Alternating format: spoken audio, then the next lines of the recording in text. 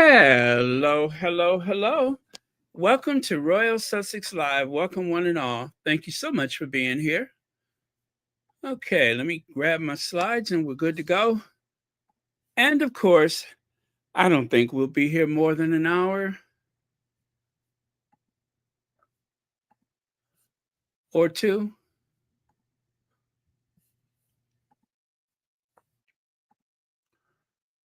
Okay. Looks like someone just had a visit from the ancestors. I'll tell you about that later. But yeah, looks like someone just had a date with the ancestors. Okay, let me see. Marie Fabian, thank you so much for being first. Okay. Uh, all right. Well, you were good. There it is. There it is. Okay. Carmen Capella, thank you so much for being here. Deirdre Meinke. Okay. Lola Love. All right. Fancy Fancy. Ingrid Sowers. All right. Um, Sad news today. Boxer George Foreman passed away. I did not prepare a slide for him, but yeah, he was quite a character. And didn't he have like two or three kids with the same name or something like that, which was kind of unusual? There was the Foreman Grill. And you know what, guys? I have to tell you, a lot of people bought those grills thinking that they were going to make you lose weight because you could see where the grease dripped away. I don't think that was good science, but if it makes you feel better, I never used one, just so you know, full disclosure. I have never used a Foreman grill, but I didn't think that thing about, oh, they're going to make you lose weight because you could see all the grease on one side. Um, I'm like, is that really good science? But some people swore by those Foreman grills. I mean, they cook nice, I guess. But then again, anything that applies heat in the right place is gonna cook. All right. But yeah, he was a good guy. Quite a character. Oh, okay, so there it is. George Foreman named George 1, 2, and so on. Four sons. Okay, I thought I heard something like that. Uh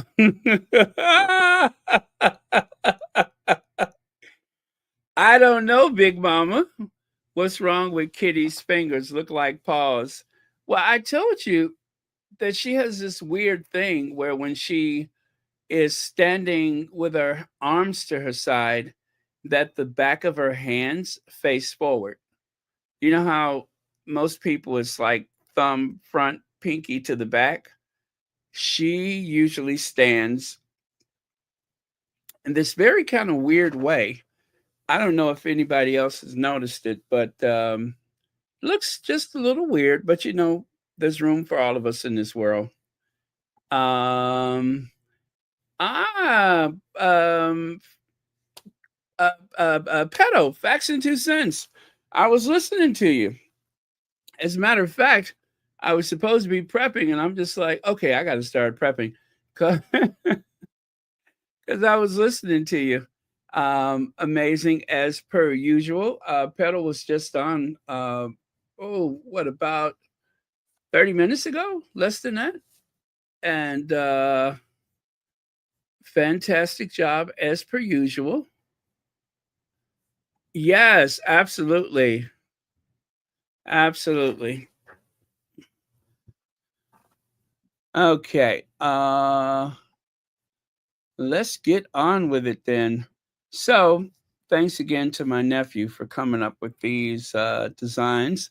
He has his T-shirt pressed, but he's out of town right now, so I haven't had a chance to do a collaboration with him. Ozell Dunlap, thank you so much for being here. I love that Ozell. A pretty name. Okay. Let me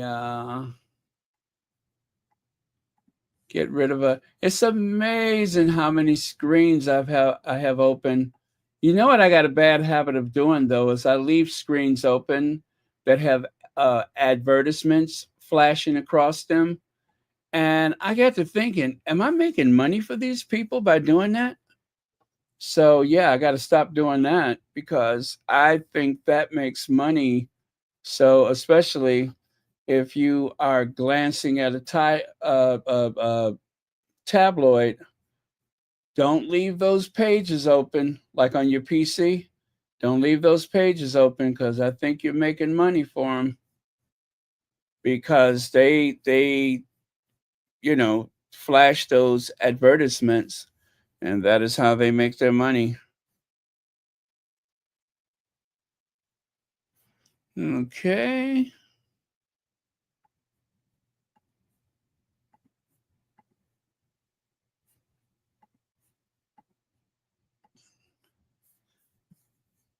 All right. Oh, let's see here.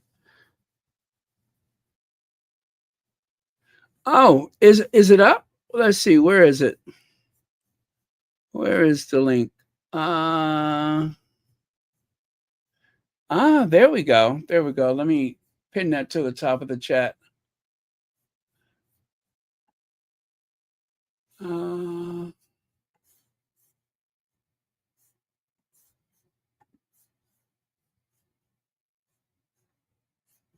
okay. All right, there it is. I'm going to pin the link to the top of the chat. Yet another Sussex friendly space. So if you guys haven't checked out Facts and Two Cents, let me just tell you one of the reasons why I always double check my facts is because of Pedal. Pedal is very detail oriented. And so that's why I always double check. I see something, I'm like, oh, I want to share that. But I go back and I make sure it's actually what it appears to be. Always makes sense. Do your homework, do your research.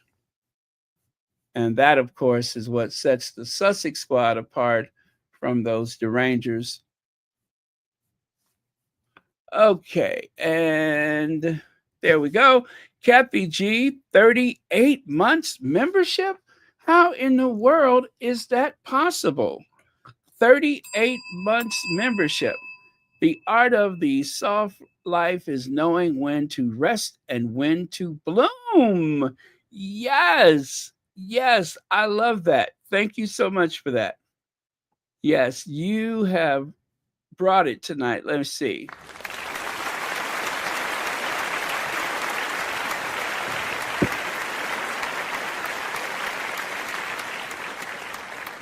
The art of the soft life is knowing when to rest and when to bloom. I'm going to have to save that one. That makes so much sense. Well, I tell you, um, I don't think that, or should I say, I don't suspect Meghan has. How did I want to put that? Let me couch this properly. I think that a lot of the animosity toward Meghan has exposed to the greater public something that African American women have always known, and that is there seems to be like some triggering thing about seeing, witnessing, observing Black women having things. I've seen this before, right? Um, what was her name? Carol Mosley Braun. Carol Mosley Braun. She was the first African American senator since Reconstruction. I believe that was what made her election to the Senate so amazing, is that I believe she was the first African American elected to the United States Senate since Reconstruction. And Rush Limbaugh, every time he mentioned her name, of course, because she was this very charismatic African American woman with a law degree, um,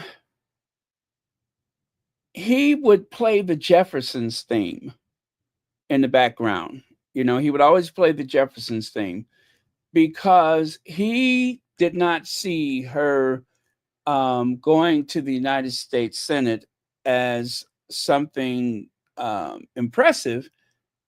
He saw it as a black woman being above her station, living outside of her means, and so on and so on. So, Carol Moseley Braun was, um, matter of fact, I know exactly what area she lives in.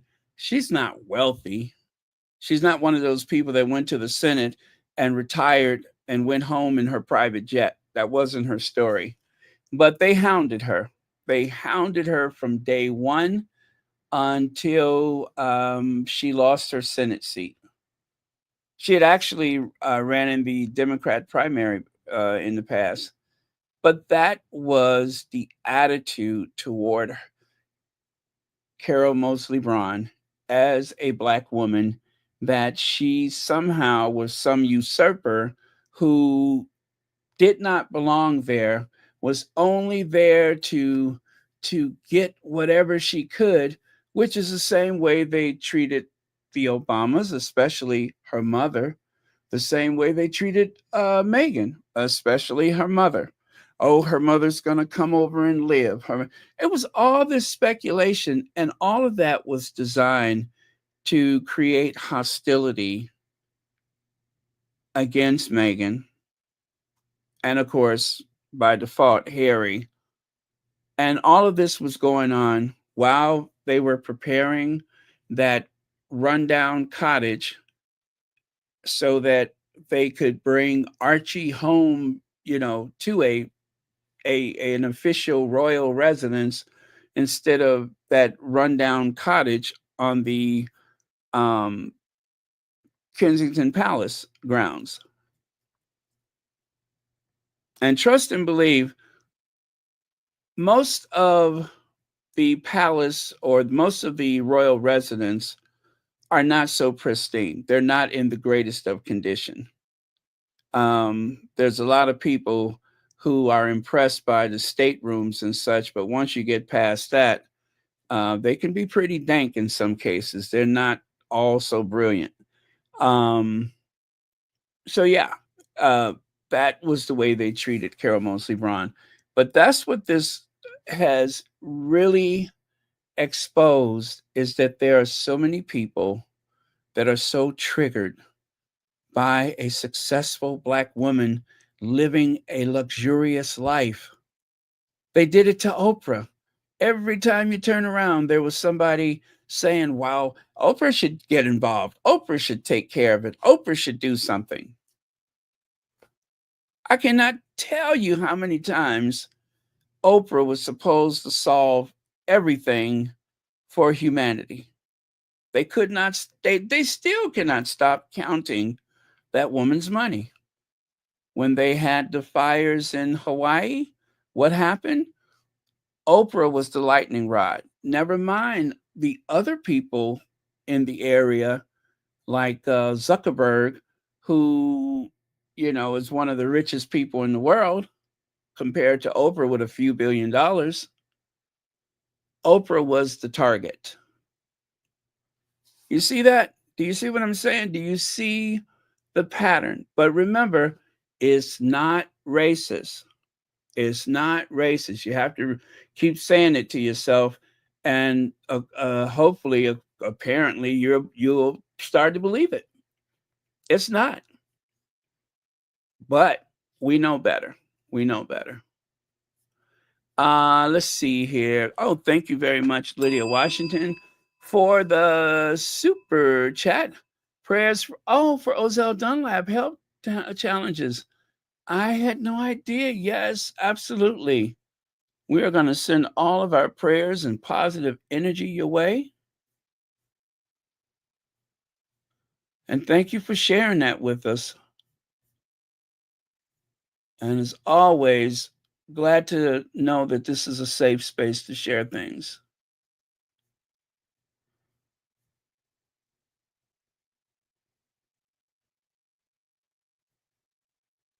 I'm sorry, what was that? Don't we turn on our own yes, Casey, I'm sorry, CK.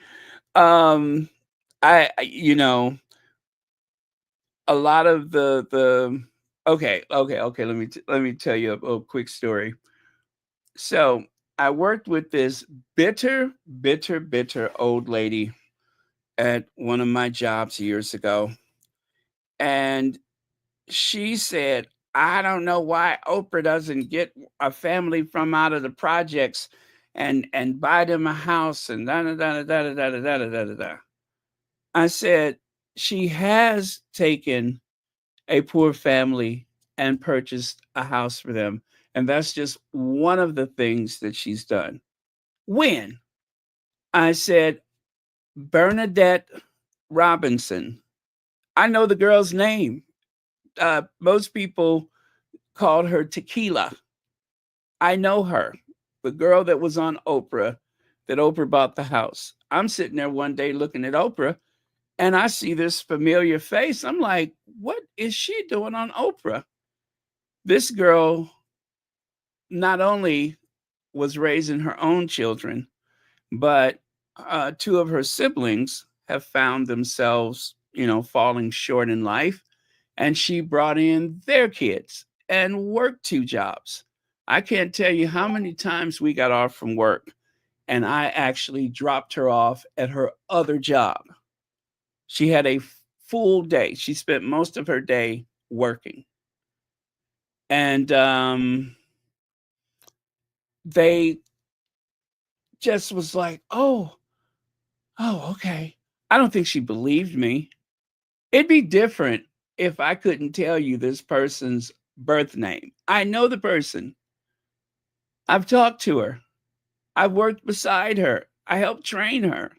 So I know the circumstances. And yet, someone who, a black woman I'm working with is dragging Oprah and telling everybody what Oprah needs to do with her money.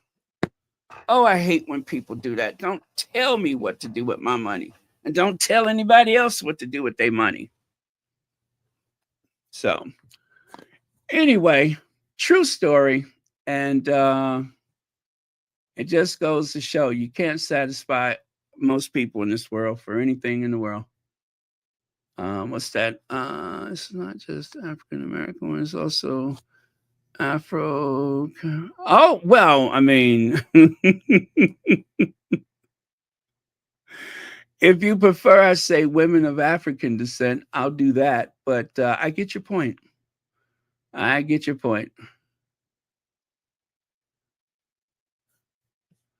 Yes, absolutely. Okay, so let me go to the next slide here. Um, who knew a pan of spaghetti could be so controversial? I just cannot wrap my brain around that. Who knew a pan of spaghetti could cause that much controversy?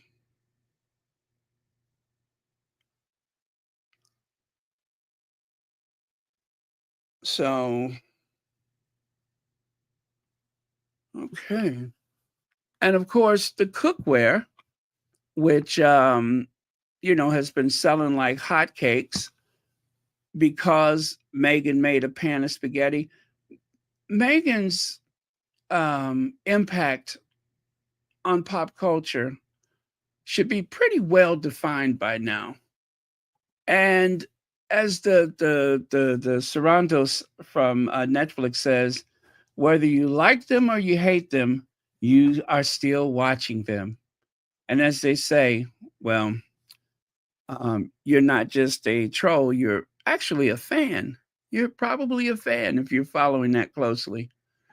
Fancy gifted one Royal Sussex membership. Thank you so much for that. Thank you. And to the person that receives that membership, all the best to you. Okay. But yeah, that is just you. It's a pan of spaghetti, and yet all of this vitriol and hostility, and of course, let's not forget that chef that was on that British morning show, that bucktooth broad that that almost had a meltdown because she said, "Oh," and then she used the box grater. She grated the Parmesan on the big holes, and any chef would tell you, I'm like, "Girl, is it that serious? Are you for real? Are you for real? Over Parmesan cheese?" And let me ask you something. If you're grating with a box grater, the size of whatever you're scraping across that thing, isn't it also determined by how hard you're pushing down and such? I would imagine that if you want some long, stringier bits of cheese, even though it's a very hard cheese, if you use it on that side and just kind of, you'd probably get like longer strands or whatever. But either way, what difference does it make? What difference does it make? Oh, you guys, I don't know. Like I said, I've seen this so many times where black women, not just African American women, but black women, as someone corrected me, um, it's triggering.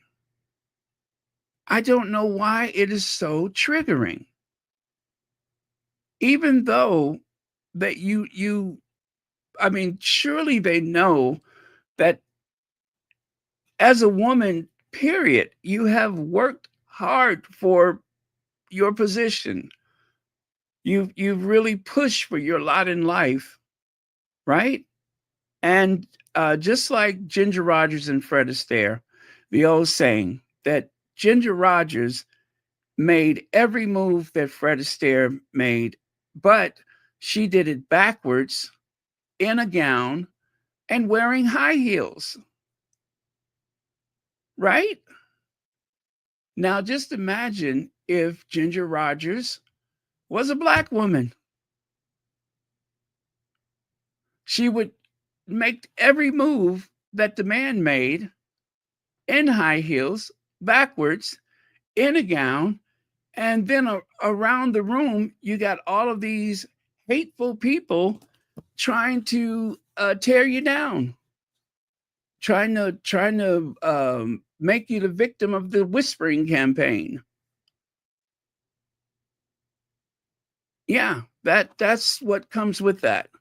So, hats off, cheers to all women who have had to struggle through life. But it's just something particular about black women that just seems to make people lose their minds. It's like some kind of mental illness. And I'm just sick of it. Do you hear me? Sick. I'm sick of it.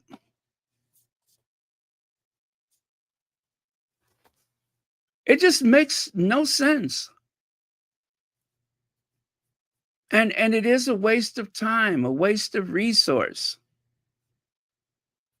Black women are not going away.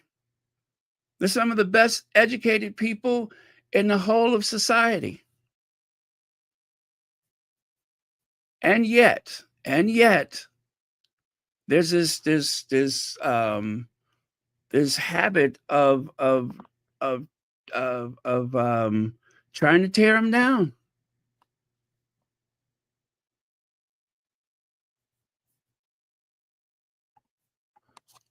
Okay, now the letter. Now the letter. We talked about this yesterday, right? Dear Amanda, I heard you were feeling scared. Don't be. This is the fun part. Let's enjoy it. As ever, Meghan. I still say this is not a clapback. Um, Surely Meghan is aware of how a lot of people have emotionally bonded with the Sussexes. How so many people have seen the abuse, this electronic lynching taking place time and time again, making Meghan the focus of all of this hostility. So it just stands to reason that someone who loves, admires Meghan would be scared. And so Meghan wants to reassure this person this is the fun part. I don't know who they are saying this letter is directed to, that she's clapping back at someone. So it's they're turning an encouragement into this this snarky, um, I guess, aggressive response, and that's what makes me uncomfortable.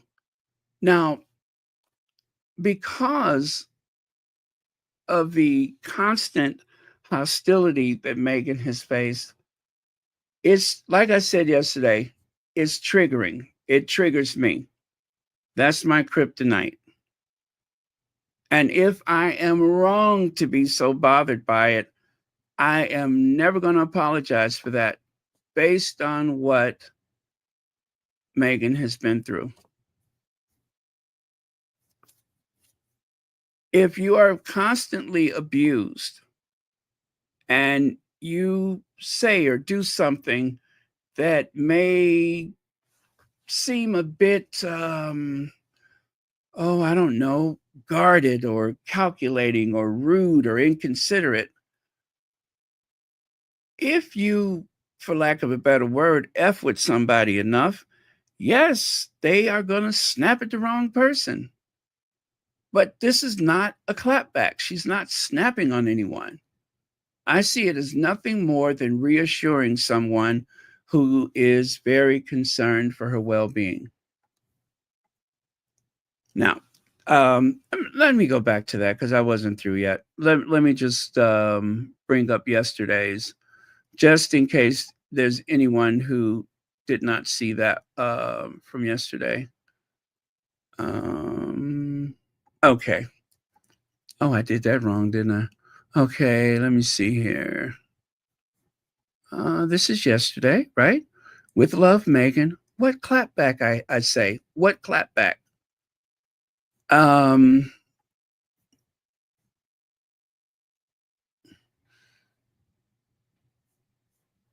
and let's face it, by painting Black women as being aggressive and hostile,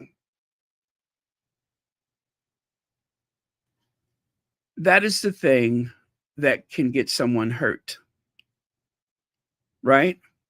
No different than someone weaponizing their tears, right? And a lot of people at the time said that, oh, Meghan made Kate cry. That was weaponizing a white woman's tears. That is like the worst possible thing that you can do to a Black person, is to make some false allegation of being intimidated or they were aggressive or I feared for my life, those kind of things, which is why as Black people, unfortunately, even though, I say it's unfortunate because we should not have to do this, but If I were you as a black person, I would practice recording. You know, sometimes when I'm looking for my camera on my phone, I'm fidgeting and oh, where's that at? Learn how to do it fast. And even if you don't record someone's face, you need to record the sound. Record whatever you can.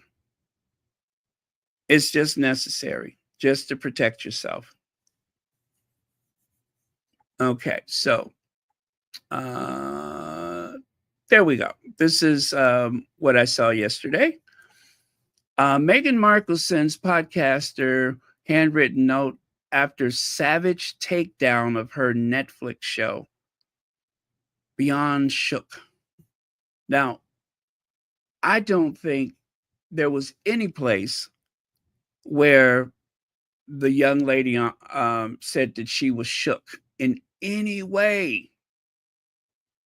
I don't recall seeing or hearing that at all um, in the video and photos that she posted. Not her words. This is what she said. What a day. I swear I was feeling pretty low yesterday. One of those days when all of a sudden, as in husband, is like, you got a letter, which I'm still mad he opened. I'm still mad he opened it pretty aggressively, meaning that he probably damaged the envelope and she probably wanted to keep everything as a keepsake. And I'm like, what? What? This wildlife, you never know what can happen. So this is what she's feeling. Those are her words. The not skinny, but not fat Instagram. And then it just takes off from there. Meghan Markle claps back at scared podcaster. What is the definition of, okay. What is the definition of clap back? A quick, sharp, often witty or cutting response to criticism or an insult used to assert one's viewpoint or defend against negative remark, especially in social media contexts. And this says that Meghan Markle claps back at scared podcaster. This is saying that she claps back at this scared podcaster. Now, am I not reading this right? Or does this sound like Meghan was being aggressive to the person who just expressed the delight of receiving a letter from Meghan? Make that make sense.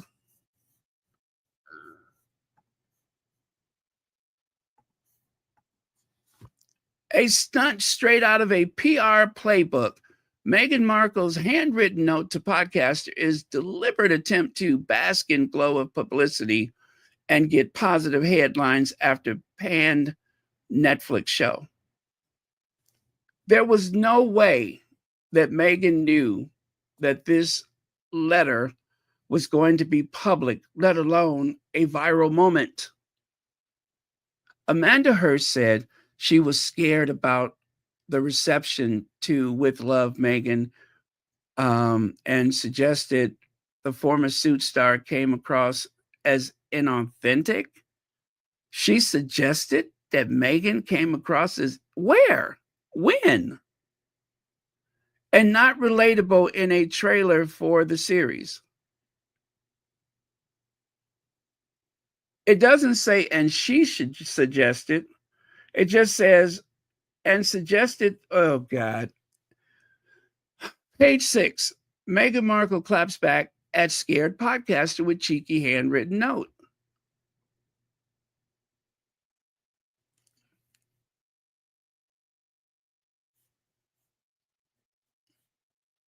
I'm telling you, I had to pore over this again and again. It's like, I'm saying to myself, what am I missing? What am I missing?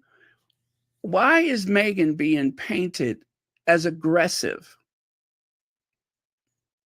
I see it as a content creator being nervous about the continued abuse that Meghan has received from people she doesn't know, never met, and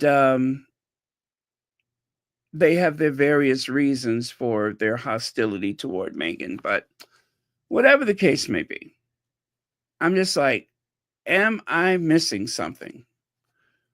Meghan Markle's clapped back with witty handwritten note to podcaster who said she was scared for her. Dear Amanda, I heard, well, anyway, you heard that part before. And so, as you can see, this hunger to be the first off the blocks, right? It's a foot race. They want to be the first ones. They want to get out there as fast as possible so they can monetize this moment. And by doing so, either they deliberately were misleading or they were just parroting the remarks from the other publication.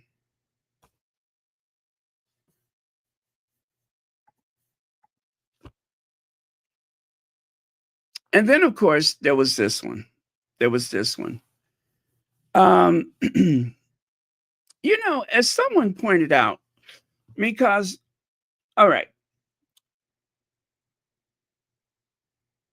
I almost forgot about this.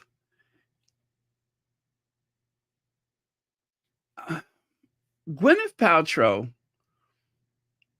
was doing Meghan a solid by saying there's room for other people, and I usually I always, or whatever she said, that she feels more inclined to be friends with women, et cetera, right?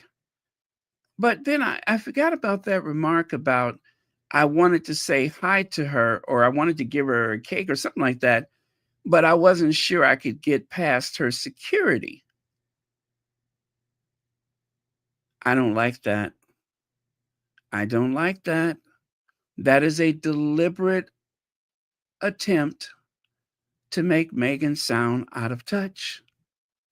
I'm sure Meghan does not want the need of security, but because of these hateful remarks, even if Meghan did not want security, I don't think Harry would accept it. I'm pretty sure Harry would say, oh, no, you're going to have security. And that's that. And I'm going to do whatever it takes to make sure that you are protected. These words do matter. These words do matter. Because there are people out there. I always say that some people are just so mentally fragile, but whatever you want to say, that would definitely mean to do you harm based on this idea that they are doing a service to the greater public, or that um, she elder abused Queen Elizabeth, right? The whole dinner and joust. Remember, she was doing that thing where she was saying that Meghan Meghan assumed that all of this bowing and curtsying and stuff was something that was public facing, not behind the scenes. And so it came as a shock to her that, even away from the cameras, y'all doing that stuff. Which, by the way, Princess Anne doesn't seem to bother doing that. And it's rare that Anne bows or curtsy to anyone, including her mama. And the rule is if you've seen them earlier that day, there's no reason to do it again, just so you know. But these things do matter. And so this person here, with my actual kitchen, I still don't like that. I still don't like that. Um, when you're when you're popular, when you're at the top of your game, it's not unusual for people to come after you.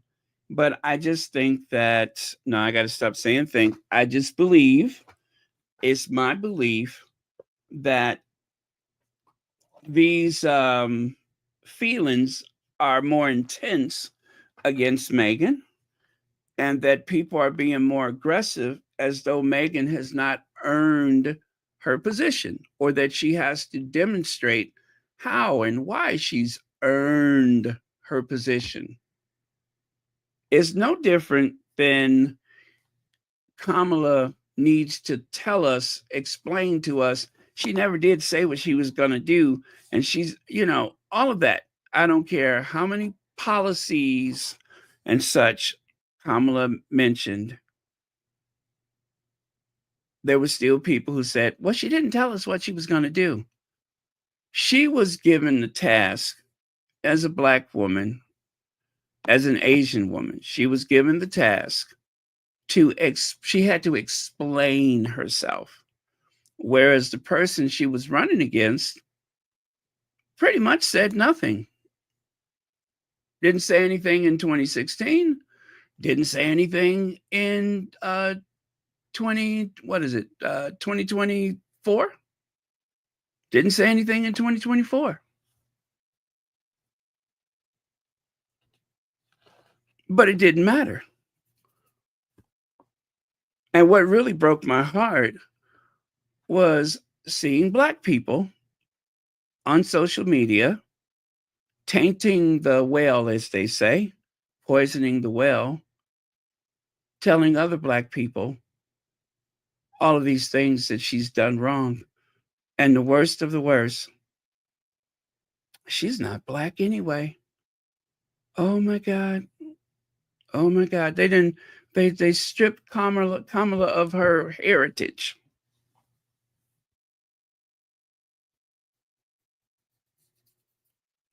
They literally stripped her of her heritage. Her ethnic heritage was stripped away as a way to degrade her or to make her out to be a usurper. And what's so bad is that it was so easy for people to believe that. Black people that live in the Commonwealth countries that believe everything the tabloids say. But I tell you what, there's a Black man in New York that reads the page 6 and the New York Post every day. And someone asked him about Meghan and Harry. And he said all these negative things. He said, and I read about it in the New York Post.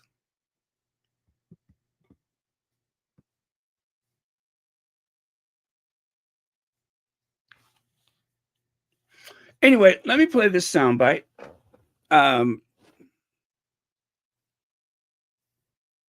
as Petal was saying, and you heard me say it before as well, that what makes this very different this time around is that you have so many white women that see this game that they're playing, that they see this false narrative that's being perpetuated, and they're calling them out. I am encouraged by that. I don't have to tell you again. That encourages me.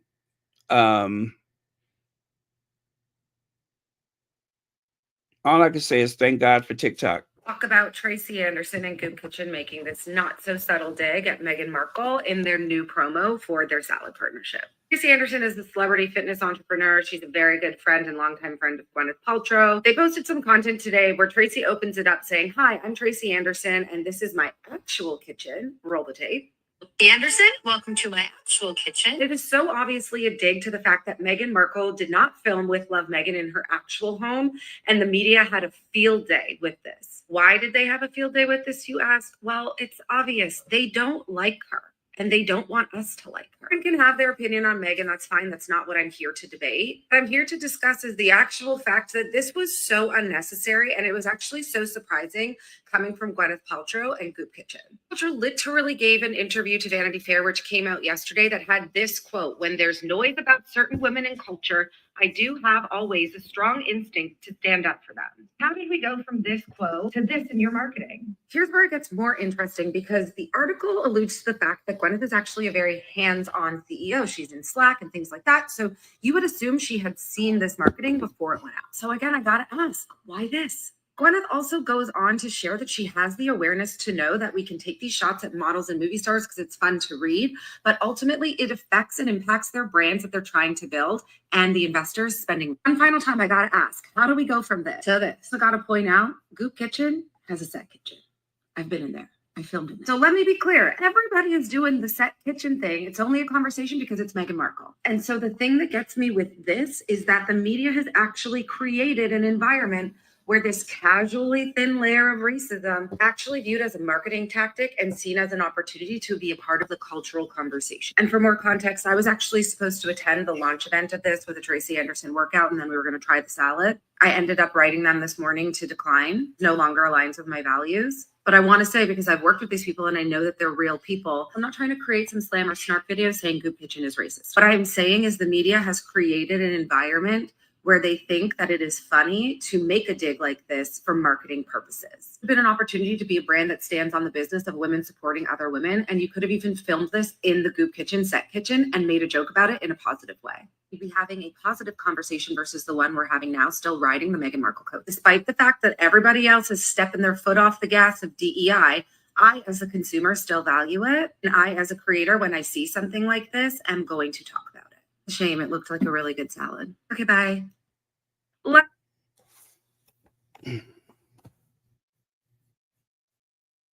Well done. Well done.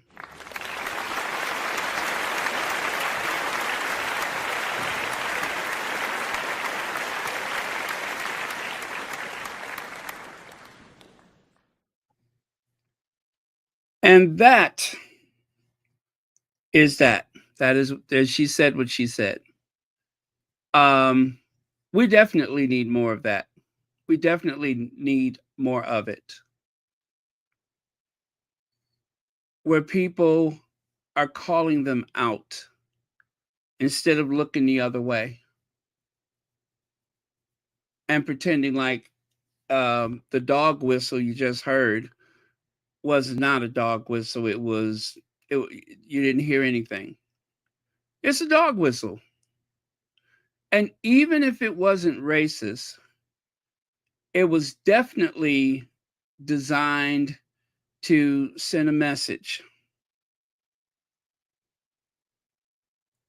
And look, I get it. I get it. If I was an established brand, if I had an established brand, if I was being interviewed and the person interviewing me has done again what so many interviews has happened in so many interviews, all of a sudden it's about Harry and Meghan, or in this case, it's about Meghan.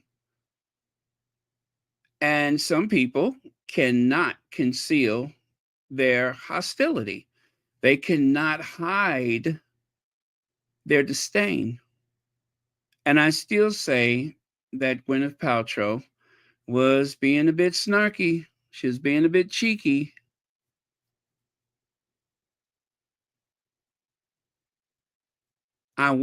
She seems like but I don't really know her. Oh my God. When I first heard a celebrity say something like that, at least the first time I could recall, that was Mariah, right? I don't know her. I don't really, that of course is an insult. That is an insult. If you don't know her, or if you simply just say, I've met her before, she seems nice.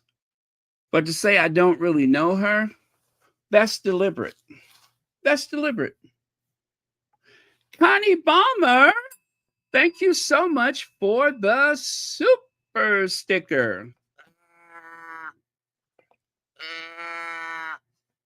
And for this I'm not sure what to call it. I think it's well, you know what it is. But thank you so much for that. I think it's supposed to be a cow or a calf. I love this thing. Um uh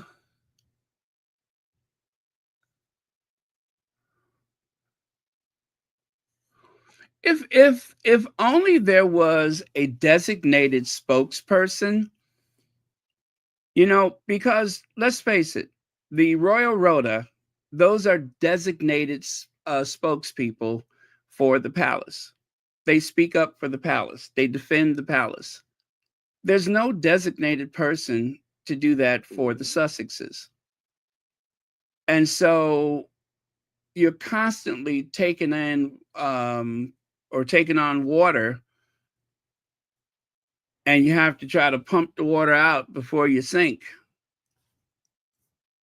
You know, if only there was a designated person to do that. I mean, there's content creators that push back, but it's not the same thing because we don't have that platform like the royal rodents and such have. And as far as I know, there's no one calling anyone in the Sussex squad on television to defend them. And so, for the most part, you have the occasional comment from someone like Sonny Hostin or something. Um, but other than that, you don't really have much. And it's just a matter of educating people. And it seems like a daunting task to try to educate the public. Sorry about all that.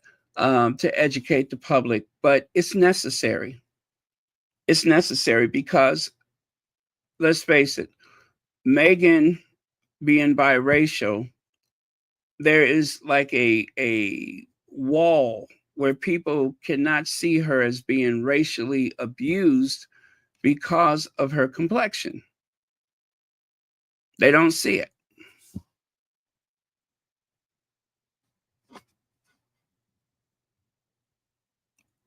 I see it. Most of you all see it, but there's just some people that will not accept that that is exactly what it is.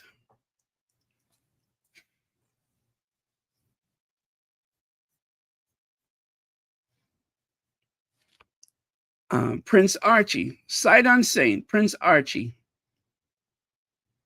Royal couple leaves hospital, brings baby home from the hospital. Sight unseen, Archie was compared to a chimpanzee.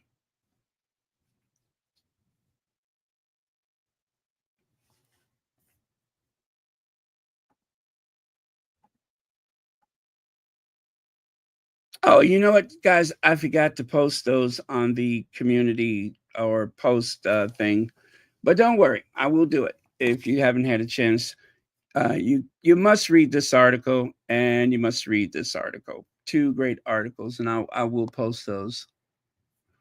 Okay, let's get back over to the letter.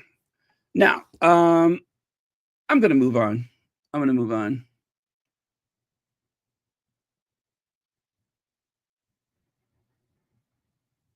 Or maybe not. Hold on.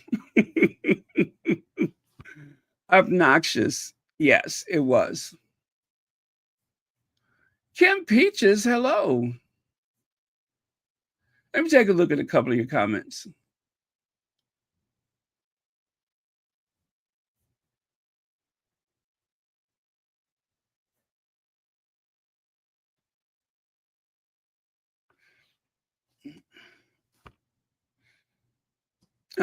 Well, I didn't see it that way, but um, yeah, I didn't see it that way. Uh, it was it was short. It was very short. I'm scared for Meghan. I guess for me, it just depends on how she was with Meghan in the past. You know what I'm saying? Is there any history of her um, being abusive to Meghan or toward Meghan? So I'll just say I don't know enough about her.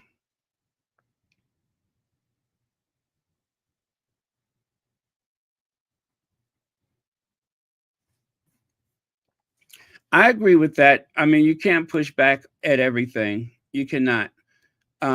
You have to save it for when it counts the most. But there is a way, like I said, if there was a designated spokesperson for them, there's a way that you can counter a narrative without mentioning the other person or the other party.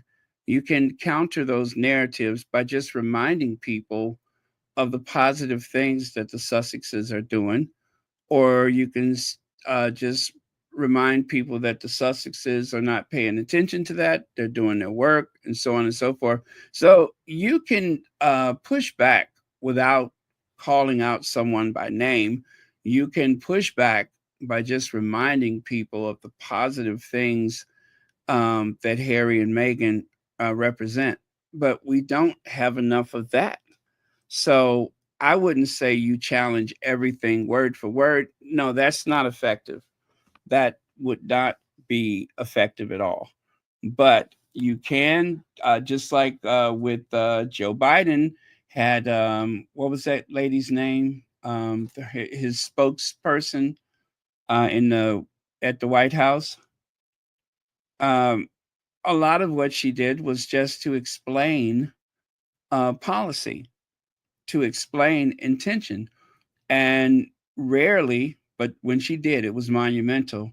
But rarely was it aggressively snapping back or pushing back at everything. You cannot do that. But you need a skilled communicator, someone who can reinforce the positive things that you're doing. So I would never suggest word for word you call someone out for everything.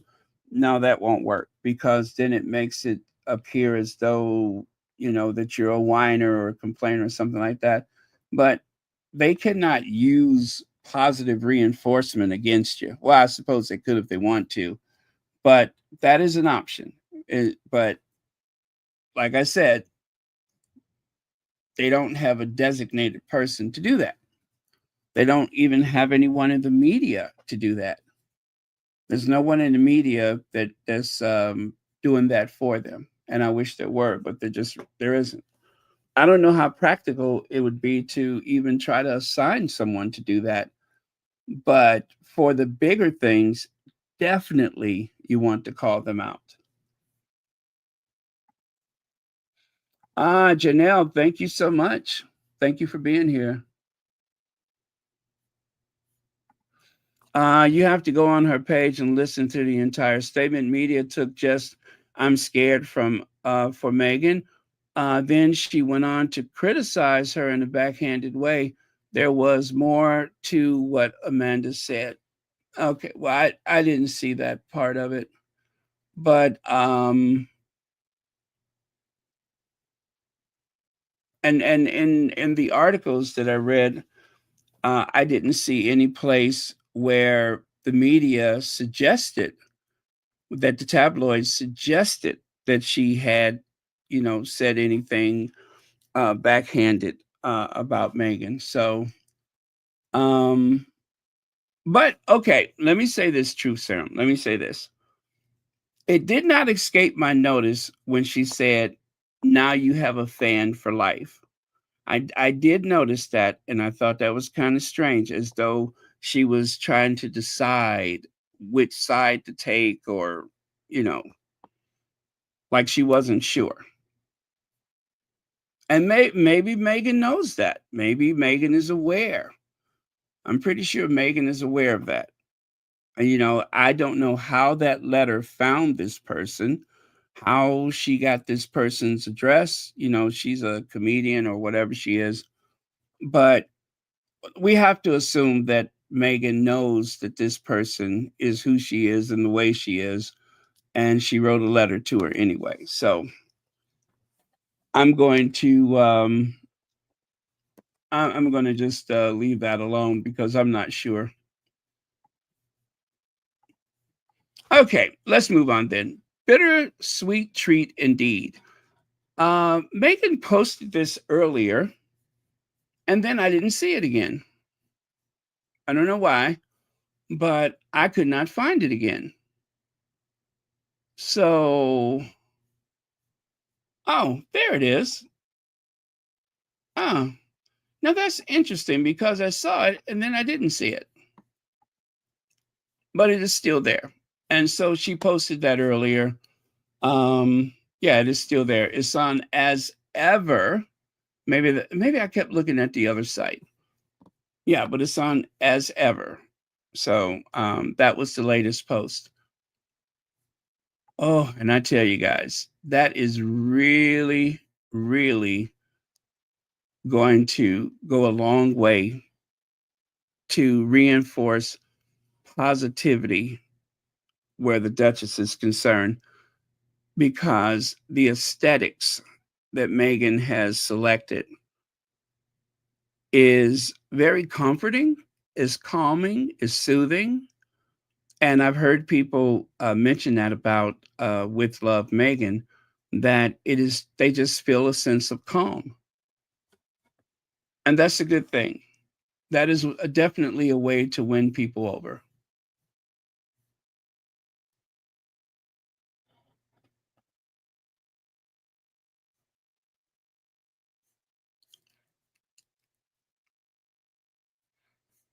Okay.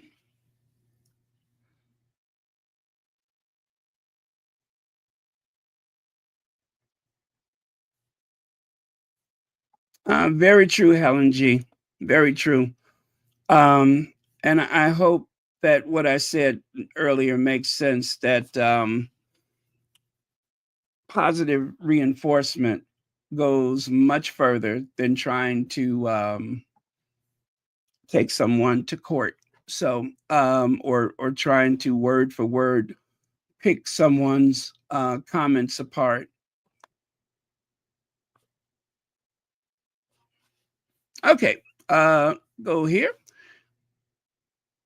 I saw this and I was just like, oh, hey, Duchess of Success. She made an even better version of the cake in the show. Meghan is a great cook. Absolutely. The Daily Beast. You binge watch, I'm sorry, you binged rather, With Love Meghan. Now buy the actual items in Meghan Markle's um uh, what is that? Anyway, Sussex Sussex's kitchen, or save some bucks with her very what is it? Possible dupe? Passable dupe? Are they saying to buy something that looks like Le Creuset but isn't? Well, whatever the case may be. One of the squatties reminded us, there I go losing my voice again. I'm having some issues with reflux. That's what's going on.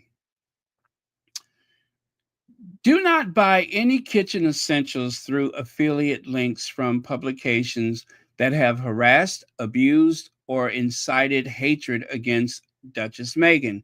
These people are sick. They bully her, then want to ride her wave. No, big no, absolutely no. So, just so we're clear, the affiliate links. Okay. If by chance, because let's face it, you guys, let's just be honest with each other. From time to time, we look at the tabloids. And even though people say, oh, don't give them the engagement and so on and so forth, but a lot of times I would just say mostly we may see screenshots and shares and such that is not from the actual website or web page or whatever. So ideally, let's just promise each other, ideally, we will try to avoid that. However, if there is the rare positive article about the Sussexes, I definitely want to see it. And because of my work, I do have to do research. So, what this is saying is that if by chance you are looking at an article in the Daily Beast, because let's say for the first time in 2025, it was very critical of Will and Kate or Charles and Godzilla, and you just so happen to look down the page and you see a link for the Le Creuset, and you're like, oh, wow, I just got paid. I'm ready to buy my pan today. Do not click that link on the page on the website of an abuser. So I'm not saying that that's what Daily Beast is. I don't want to single out Daily Beast. But if, for instance, let's just say for the sake of argument, if Daily Beast is the one that troubles you, don't click on their link. If it's People Magazine, don't click on their link. Just do a regular Google search. Because there's no sense in enriching people that have been abusive. You get it?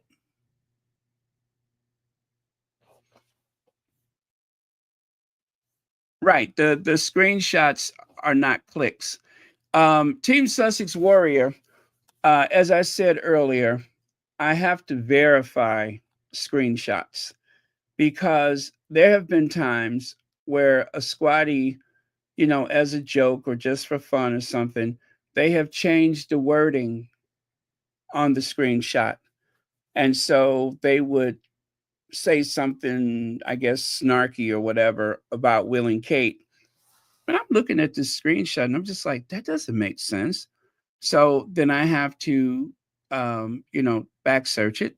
I have to use Google Lens or whatever just to make sure that that is actually an article. Because in this AI world that we live in, um, because I feel like I'm in a position of responsibility, because the last thing I want to do is mislead people. So I have to verify. So that takes me to those pages. And so for me, if I'm going to share a screenshot with you, I need to be accurate. I have to be accurate. I don't want to, you know, because I'm feeling a certain way and this is responding to what I'm feeling and therefore I'm going to share it. I don't want to share it if it's not accurate. So that is my situation. Um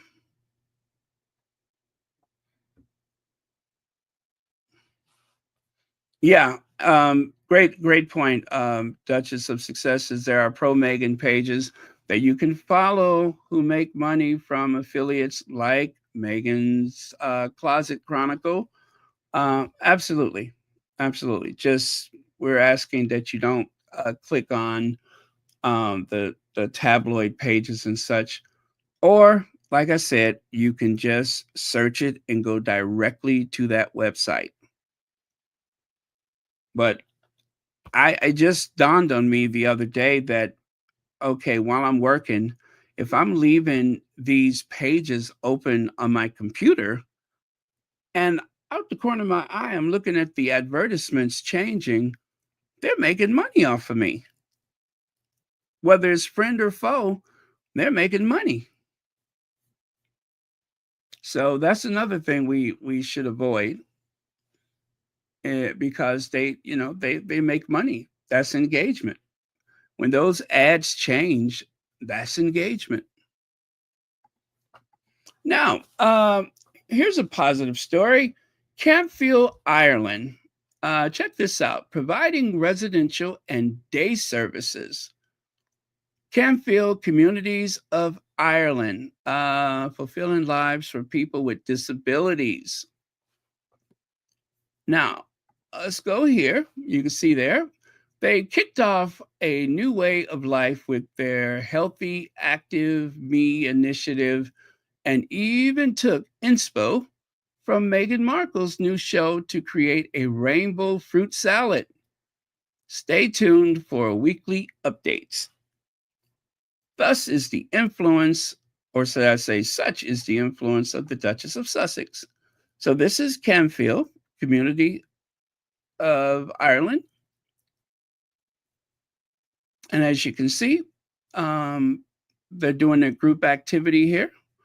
And there is the bladder that was inspired by our Duchess. And every time we see this, it should be a very positive and uplifting reminder of the fact that there are people that are watching our Duchess. They are seeing Meghan Sussex for who she is and how she moves. They know that she has friends, that she cares about people. She enjoys feeding her friends and family and friends at our family. All of that is that type of positive reinforcement that I mentioned earlier. That goes much further than confronting every issue, every misleading comment or response, um, because over time, you have to replace that negativity with positive feelings, positive images. Have to replace that. It's much better than trying to argue with a fool. As they say, you never want to argue with a fool.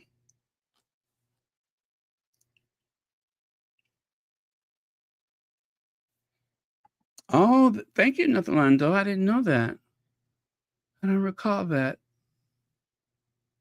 Oh, thank you for sharing that.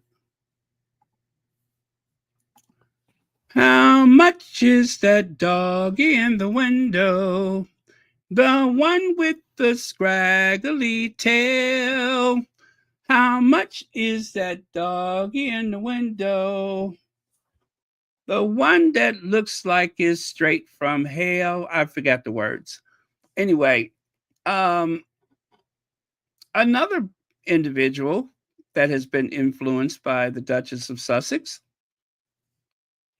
We have not seen a scene like this since the Queen and Kitty and Godzilla were at some event. Remember that when the Queen took the sword and started chopping at the cake? That was the last time you saw Godzilla slice a cake. Now all of a sudden she's slicing cakes again. Everybody in the royal family, all the left behind royals, have become such homemakers. Even though they're dressed up like they're going to the opera, um, they have become such homemakers. Queen Camilla beams as she cuts cake for children at local library. You mean to tell me you shuttled that outdated set of goods, that uh pensioner, that um that relic. You mean to tell me you shuttled her across the countryside, probably involving a state Bentley, a helicopter, to the airport, a short flight where the helicopter was waiting, and then eventually another state Bentley, and you took her to a local library where she and only she was qualified to cut a cake. Now you can tell from her war torn mug, you can tell from her face, she's not into this. This is not what she signed up for. This is not what she signed up for. I love those unguarded moments where you see them for who they really are.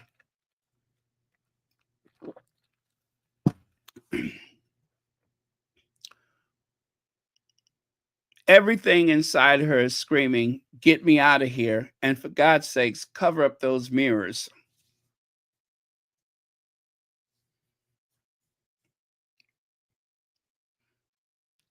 You know how they say a woman should never make love um, face down. She should always face up. If you know, you know. Well, face up or down, it still looks the same. Oh, oh, shame on me. Either way, it looks like someone let the air out of the tire.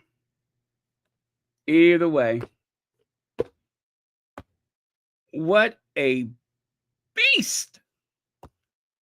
You know what? I'm not sorry. I cannot stand her. I cannot stand her. When I think of not just her, but her husband too, when I think of some of the things that they have said, some of the things that they have done, and the company they keep, I just hate the idea that, for all intent and purposes, they seem to have gotten away with it. They seem to have gotten away with it. They're not popular, but then again, um, they're able to cultivate a public image that would make one believe that they are accepted by the general public. We know better. But I don't even like the idea that they think that they're getting away with it. I don't. That bothers me. Yep. So anyway, that wilted bagged lettuce called a queen consort. Um, she's doing what she needs to do. She's doing what it takes to put on this public face of love and compassion. And we know that this is reacting to as ever and with love. And then, of course, it is very reminiscent of this moment where Kate was, touching her hair, rubbing her face, and then making cookies or whatever it was. Yeah, it's very reminiscent of this.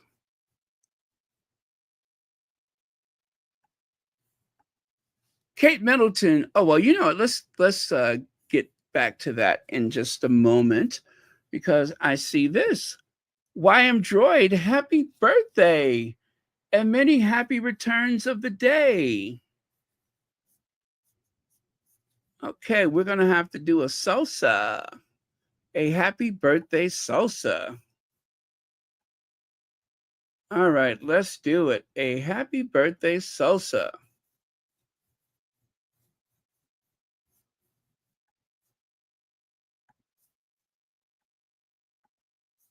Okay, I'm about to start throwing it left and right like a washing machine. You ought to see me. I'm about to get up and start throwing it. Okay, are we ready?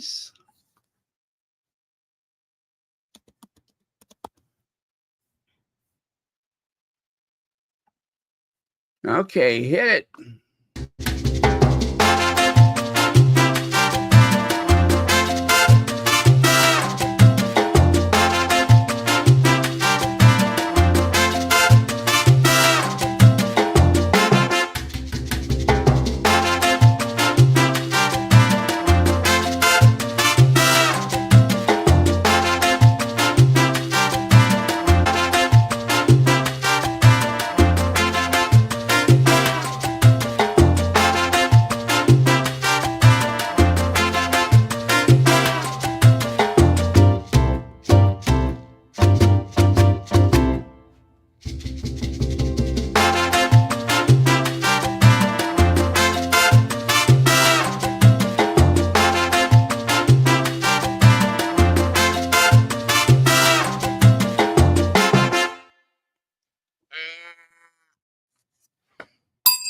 All right. Thank you very much, Lydia Washington, for the super sticker. And happy birthday again, YM Droid. Thank you so much for being so supportive all this time to Royal Sussex. Okay, get back over here.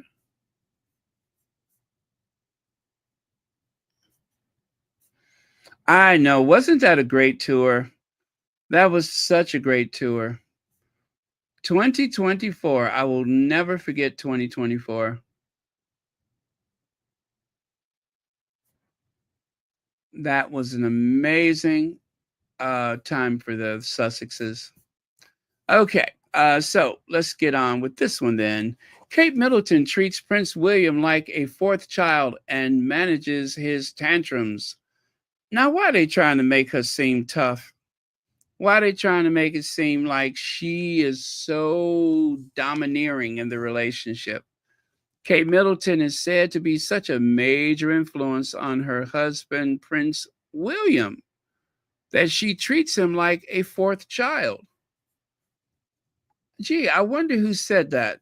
It almost sounds like the machinations of a air hostess, right? That's what it sounds like.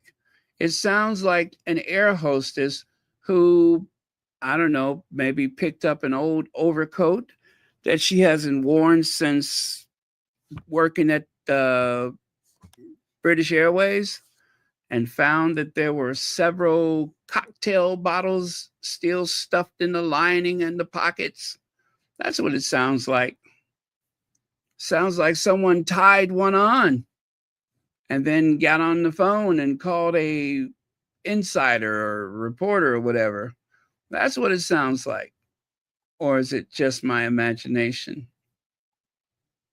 But yeah, if you ask me, seems like someone let slip some things that may not necessarily be true. But listen, if you had gone through all that trouble to get your daughter hitched with a member of the royal family, you too would want to get your money's worth. So let's face it, Carol Middleton is not getting any younger, and she wants to see her daughter crowned at the Westminster Abbey. Yeah, she wants to see her daughter crowned.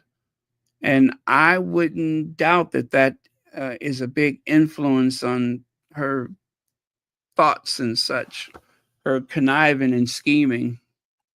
YM Droid says, we know Willie is into some odd things. Wouldn't surprise me if he has um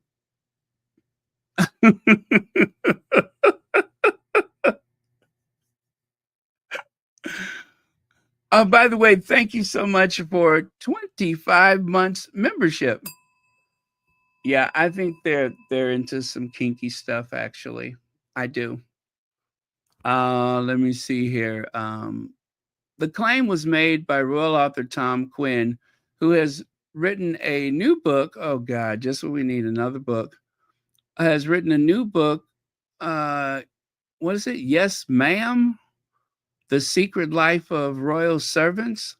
Quinn spoke to hundreds of former and current palace staff members to learn what it's like to watch over the House of Windsor.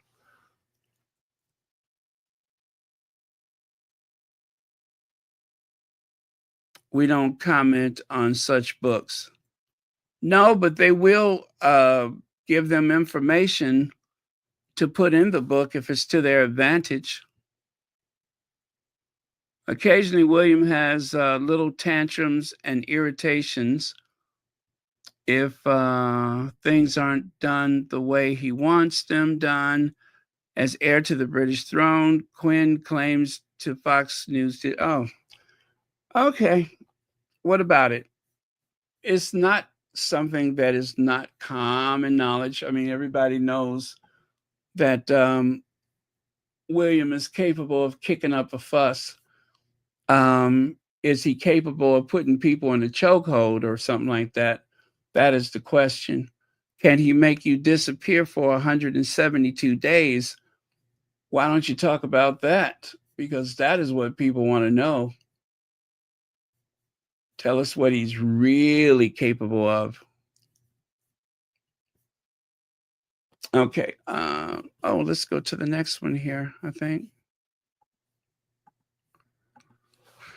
Managing it that the same way that she manages tantrums of her 3 children, George, Charlotte, Louis. So there's a joke amongst staff that Kate treats William like a fourth because he occasionally behaves like one. I don't know where William would be without Kate. You know what? He's got a point there. Where would Willie be without Kate? Because um, I don't think most so-called modern women would put up with that nonsense.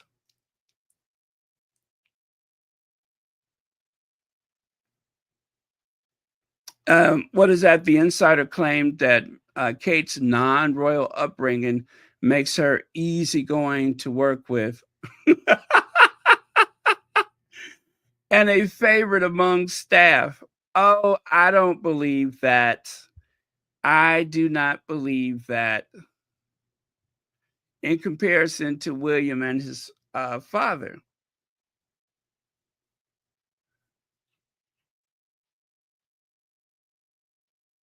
Okay. Yeah. Big fat nothing burger.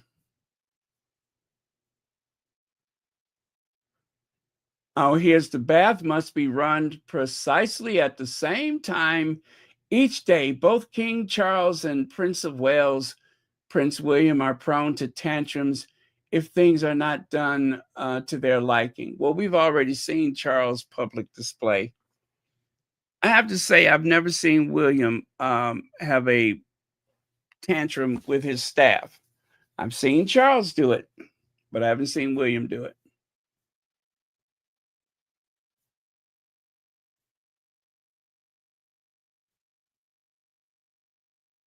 Uh, yeah, this is pretty. It's no real news here.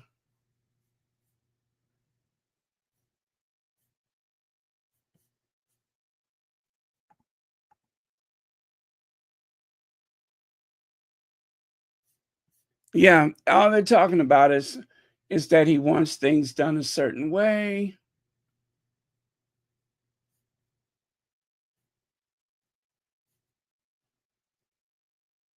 Well, I'm just glad they left Meghan out of it.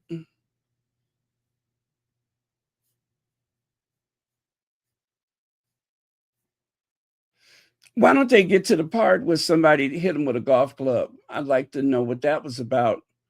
Was that someone dealing with a tantrum?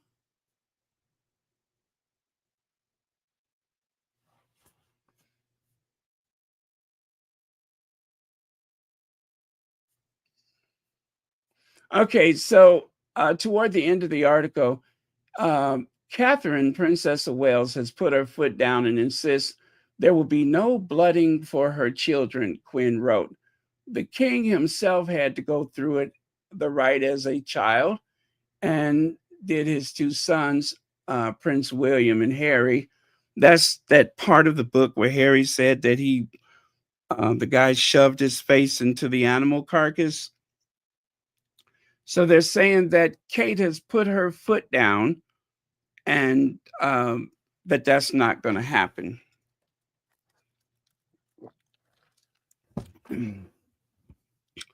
Let me tell you something. Those children are are in the custody of Charles right now, the legal custodian. And after Charles, those kids are legally Williams. So they can pretend like Kate is so tough all they want to. But we know who consumes the pulled pork sandwich in that family. Okay? That's all I'll say about that.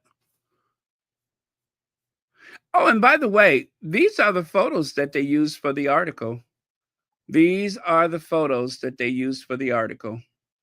Well, those 3 on the right, I'd added those, but, um, I guess they called themselves making Kate look tough, so they used these photos. These are the ones that were rejected for the most part, but they used them here because I guess they think it makes Kate look tough. Whatever.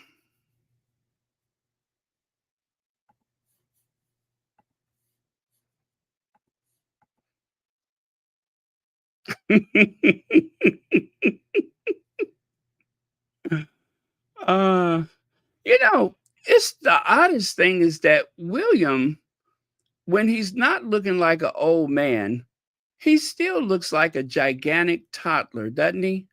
He looks like a big spoiled brat, and I think that that's the other reason why they chose these photos is because he looks indecisive and insecure. And Kate looks like she's fed up with him or whatever. But yeah, these photos actually do set a mood. It makes sense to use those. Ah, I love that. How can Kate put a foot down when she don't have a leg to stand on? Excellent point. Um, but these photos are not from the article. I just threw these up there. I don't suppose that Kate is telling him what will and will not happen. If anything, she is probably allegedly terrified of William, just like everybody else. All of those little nervous tics that she have, all of those things happen because she is very uncomfortable in her role. That's what I believe. I believe all those little facial tics and such that Kate has established over the years is because she is overwhelmed, she is terrified of that institution, and just as likely terrified of her husband, allegedly. But I think she's probably afraid of him. I really do. So, this idea that she is demanding and putting her foot down, I don't believe it. I don't believe it. She can barely speak up for herself.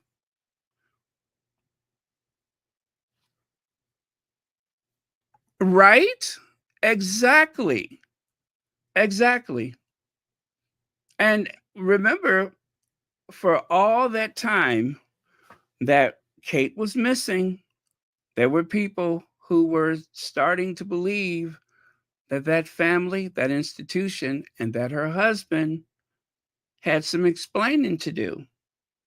So, why all of a sudden are you trying to paint this picture that she's Rambo or something like that? I don't buy it. I don't buy it.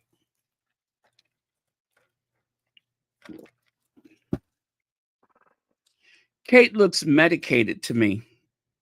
Now, I'm not saying that she is medicated, but I'm going to allege, hypothetically speaking, um, just by chance, if it is true, I don't know. But Kate looks medicated to me.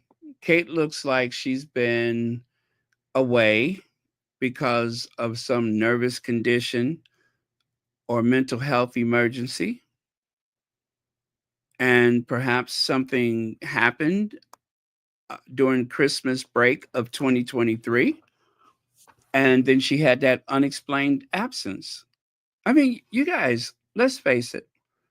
Whatever Kate has gone through health wise, whatever they were withholding and waiting to share with their children and such, nothing explains that long, quiet, silent absence. All of the false sighting rumors and such. All of that was done deliberately to conceal something terrible. I will always believe that. And I do not believe that she had cancer. those precancer cells and cancer is not the same thing. They used the cancer story to garner sympathy and to explain her absence. We have no way of double checking. We have no way to establish the absolute truth. It didn't make sense that people were trying to steal her medical records and not that of the sovereign. That doesn't make sense. Now, let's say in 20 years, there's a rumor that Thomas Kingston's child is being raised in a boarding school in Switzerland. I think that I think that would instantly explain everything. Okay? I am going to say, don't be surprised if we find out that Thomas Kingston's child, I don't know who the mama is, but Thomas Kingston's child is being raised in a boarding school in Switzerland. It is the classic soap opera storyline. Yep, it is a classic soap opera storyline. That would explain the fat face that we saw in the Audi. That it would explain a lot of things. Hey, Philip had his secrets too. Yeah, Philip had his secrets too.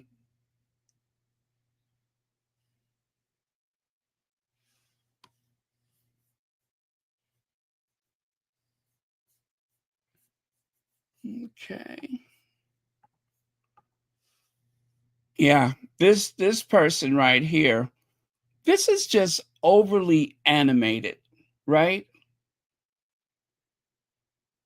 This is abnormal. Abnormal. It's as though he's playing to an audience.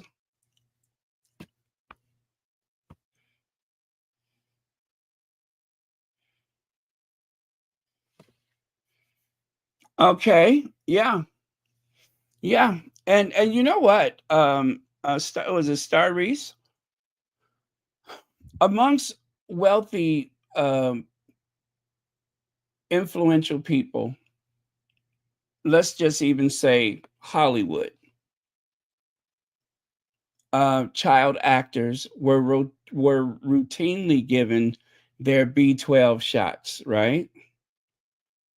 And of course, the adult actors were constantly being treated so that they can perform and that they would be available for work, that they can stay up late and wake up early,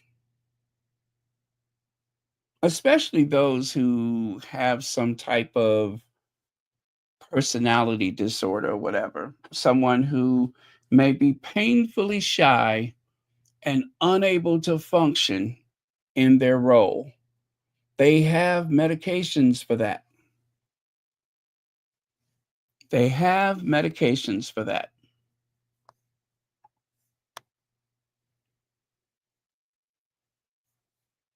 Yeah. And where are the body language experts when this is happening?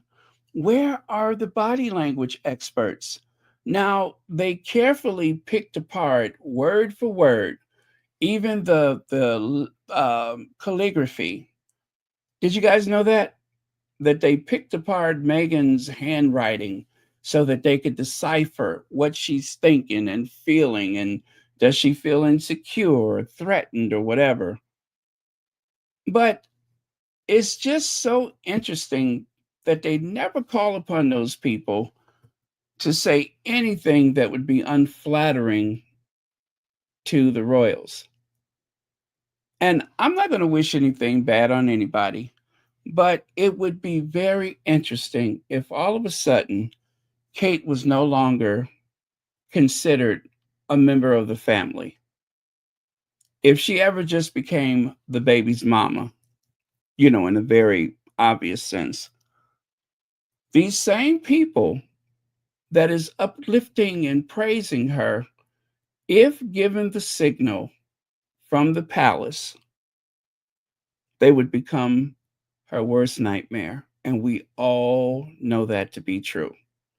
It's what they did to Diana. It's what they did to Diana. And I would hate for that to happen to someone in that family. Um, just to say, I told you so. Someone within close proximity and within the family. But if it does happen, I am not going to be shy to say, I told you so. Here's Willie, right? He looks like Jack Nicholson in The Shining. Yeah, funny you should say that. Funny you should say that. Because guess what I got? Guess what I got?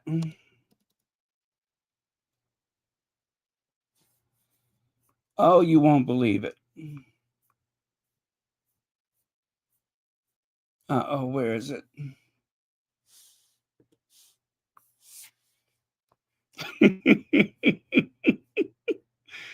I made it myself.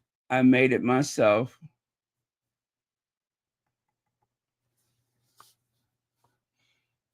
Mm.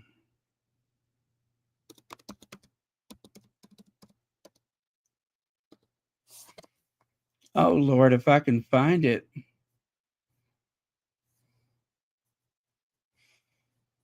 Well, you know me. I ain't going to stop until I find it. Okay. So let's just get this over with.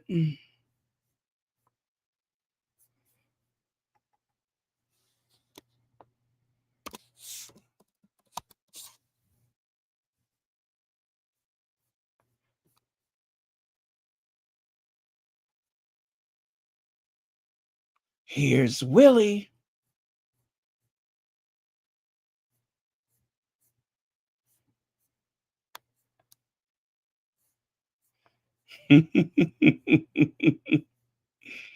Mm, wow, I haven't shared that in a long time either, but let me find it.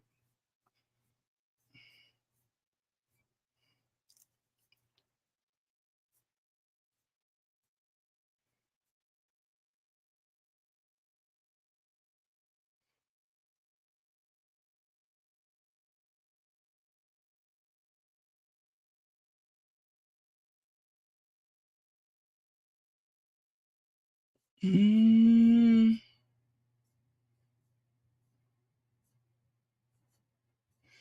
Oh. Okay, okay. Nope, that's not it.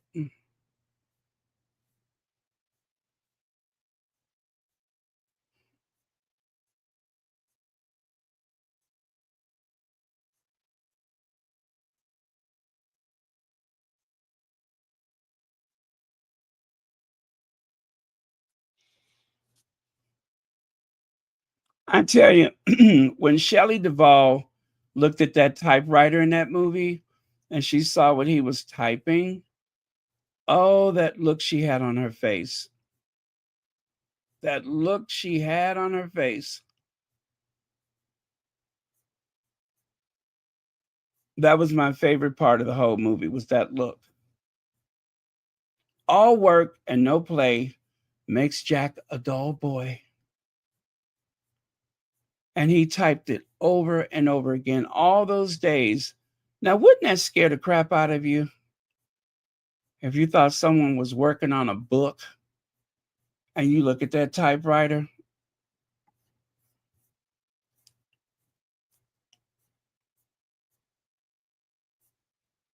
Okay, I give up. I don't see it.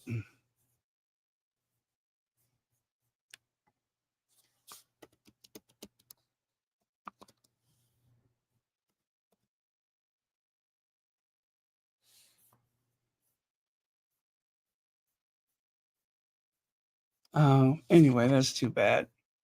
It would have been fun.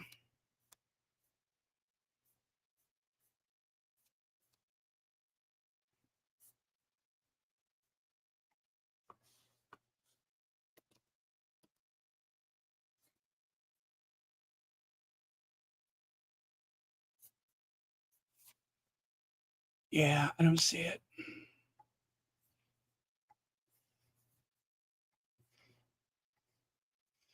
Oh, not my king. Check it out. Not my king.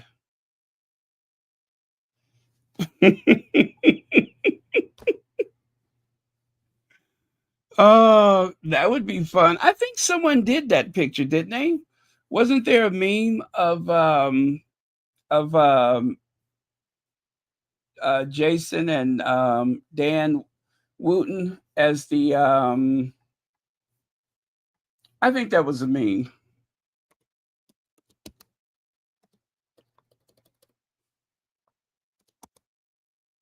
Yeah, someone did it. Oh, I found it. I found it. I found it. Okay, okay. Let me see. How do I want to do this? Oh, I didn't know it was that easy.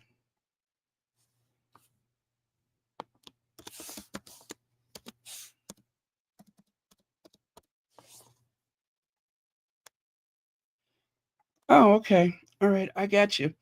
I got you. Give me just a second.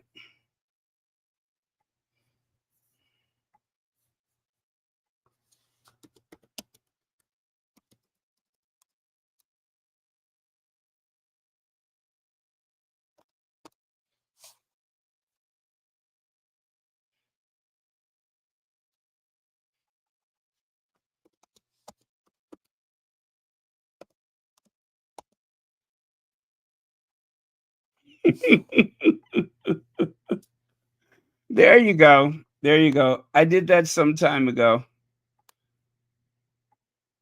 I did that one some time ago, and that was fun.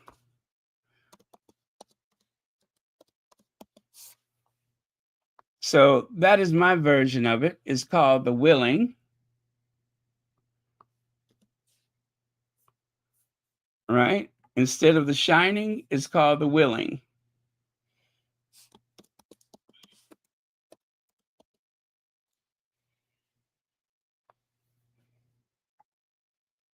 And of course, this is the original. Pretty cool, right? The tide of terror that swept Britain is here. The tide of terror that swept America is here. The Willing, a Stanley Kubrick film starring Prince William, Shelley Duvall, Scatman Crothers, and Danny Lloyd. See, there's the American version and there's the British version. That's the British version. This is the American version, starring Jack Nicholson. Here's Johnny.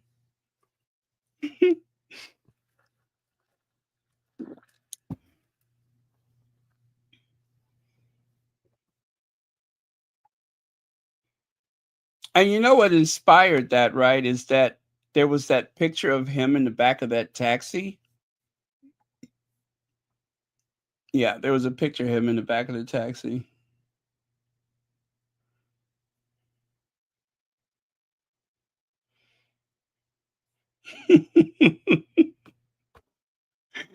Oh, don't give me any ideas. That would be cool. Except, I mean, I guess I could if I tried hard enough. I could find something.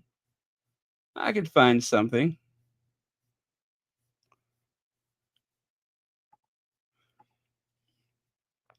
So why in the world? Um, and by the way, you guys, I don't know where that image of Kate comes from. I don't know if this is AI or not, but we all know that she has that kind of wonky looking eye. I really can't tell if this is AI or not. I think it is AI. And there they are with those Not My King t-shirts. But why would he wear that shirt? I'm going to tell you why. Because of M. Yes, because of M. He's wearing that shirt because, William, he's always up for a pulled pork sandwich. And that is why he's wearing that shirt. So that he can get closer to the rest of the Republic people.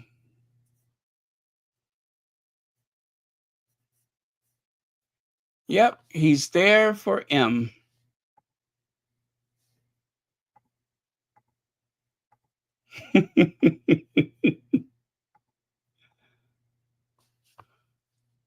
And the last time William went away to say thank you to the troops, which is why he's in Estonia right now, that was when he went to that restaurant and ordered that pulled pork sandwich.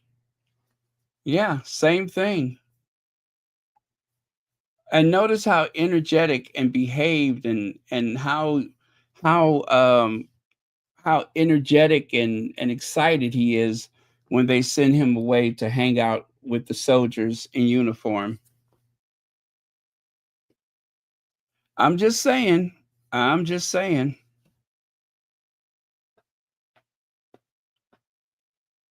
Uh, what is that old saying? In small packages, something like that? Apparently. Apparently.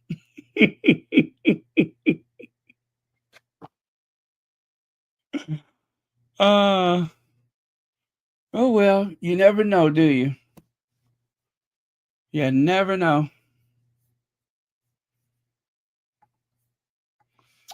UK police have released image of two people seen wearing stolen jewels from India and South Africa in central London yesterday. They are both unemployed and totally reliant on state benefits. Have you seen them? Huh? Has anybody seen those two people wearing stolen jewels? They're on benefits, never had a proper job. Well, anyway, please contact the authorities.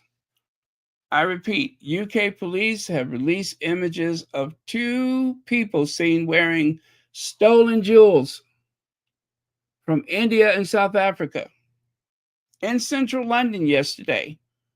They are both unemployed, totally reliant on state benefits. Do the right thing. It reminded me of that article that came out last year, I think it was. South Yorkshire police inundated after asking people to report anyone living a lavish lifestyle without having a job. Remember that? And people were calling in and turned in two pensioners. And if you ask me, one of them looks kind of like the guy wearing the stolen jewels and lots of foundation. God, Charles got on more makeup than Camilla.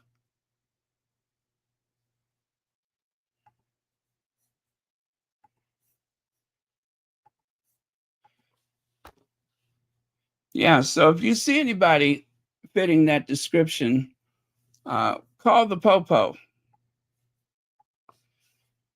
Oh, do you know someone who lives a lavish lifestyle but doesn't have a job? Your intelligence is vital in helping us put those who think they're untouchable before the courts. Yeah, well, if there was ever anyone who thought they were untouchable, it's that lot right there.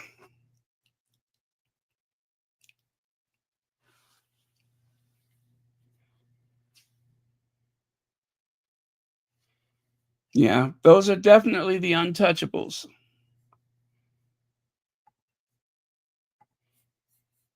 Well, they better not let me see him, because if I ever see him, you know what I'm going to do. Police! Police! Police! Help! Police! Help! Police! Help! Help! Police! Help! I'm going to call the Popo if I ever see him.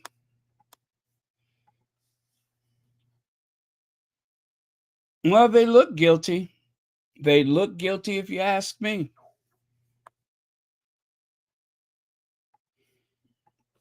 Grass-fed native.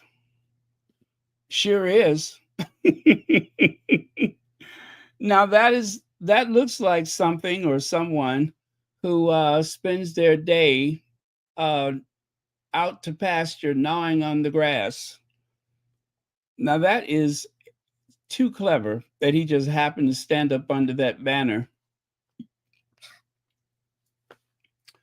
And of course, somebody cropped the photo just for effect.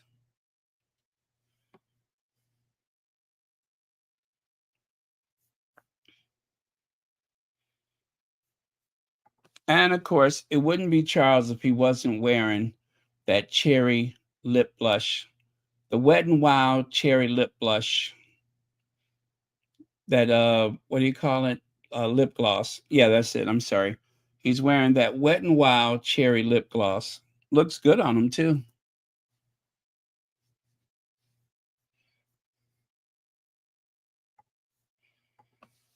King Charles buys house next door to Camilla's Wilshire bolthold for £3 million to stop it being turned into a rowdy wedding venue. First of all, I just don't believe that that would be a rowdy wedding venue. I believe Charles just wanted that property so that, amongst other gifts that goes to those children of Camilla's, um, that will be added to the portfolio. In all likelihood, what she had a litter of two, right? That litter of two that Camilla had, I'm guessing the boy will get the big house and the girl will get the other house. You see where I'm going with this? It just makes sense. Now, see, if I was a royal reporter, this is how they do it, you guys. That's how they do it. You take something that sounds plausible, doesn't have to be true, but you take something that sounds plausible. But in this instance, I believe it to be true because Camilla's what, 77? And Charles, he's right behind her. They may not have much longer. And so these are the last days that the two of them can conspire to put together a comfortable nest egg, a Willie proof nest egg, if you get what I'm saying. Because right now they're on Willie's good side. But if you get on his bad side, we all know he's just as petty and childish as his father. Very malicious man. So Camilla's only owns that one property. And there's no way that Charles is going to give Highgrove to Camilla's litter, right? So to me, it just makes sense that you buy the house next door and that brother and sister and their families can have that close familial bond for the rest of their lives. Now, I don't know this to be 100% true, but I'm just making it up. In other words, I'm doing what any royal reporter would do. It doesn't have to be true. You just throw it out there. Oh, a source. I forgot to say a source. Someone close to Camilla, right? I forgot to throw that in there. So a source, someone close to Camilla. Yeah. And so once I do that, that makes it official. I am officially a royal reporter. I could make up stuff with the best of them. But I believe that to be true. I really do. That's my opinion, but I believe it to be true. She wants to make sure that her litter is well cared for.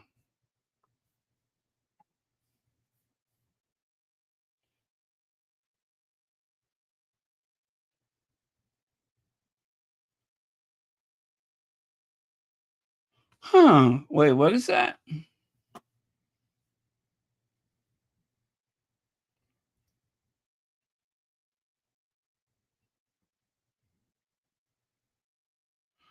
Oh, well, I mean, what's that, Lindsay Peterson?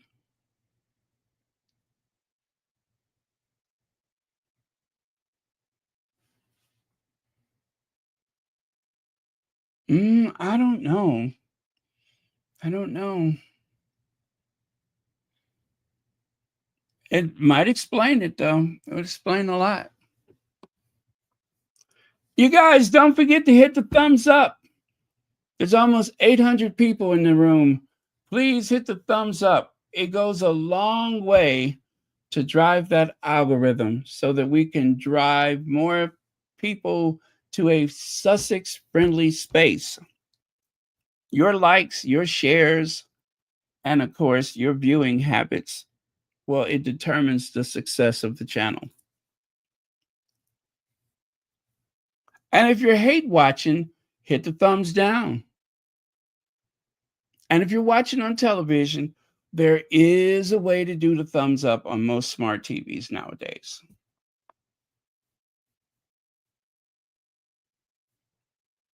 So, what is my point?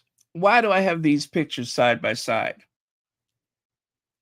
Very little is said about Charles purchasing a property next to his so-called sweetheart, especially during a time when they want to cut the benefits to so many people, right? And he just ups and buys a $3 million estate, a £3 million estate. Meghan, for the safety and security of her family, Meghan and the Netflix people, they rent a property in the community. They rent a property in the community.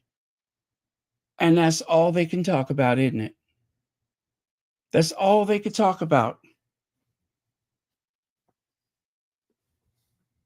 She's out of touch because she wants to maintain a safe environment for her children.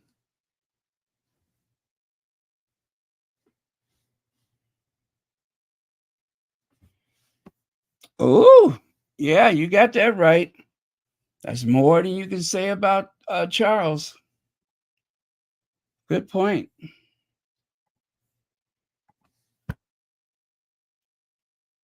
I saw this the other day. You know, I don't always share this with you guys, but when I see those big blaring headlines, I grab them because I never know if I'm going to need it later, if it's going to come in useful later.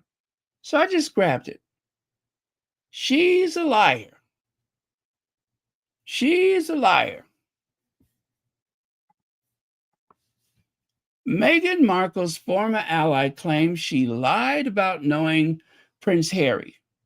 Manicured and very forced. Don't worry, I'm going somewhere with this. Give it a minute. People are hate watching it, though. Ryan said in response to its streaming success. Who knows what Netflix are doing? They are smart. Whether they love something or hate something, whatever keeps them watching more episodes. She mused it may have been Netflix's intention to be like, let's throw Meghan under the bus, where people who really like her are turning. Now, mind you, this came out on the 12th. This article published on the 12th. She just doesn't seem to be the kind of gal I would want to be friends with, Ryan said. It's too manicured, too beige. In the series, Markle scolds her pal Mindy Kaling for calling her Meghan Markle, revealing that her last name is now Sussex. Okay.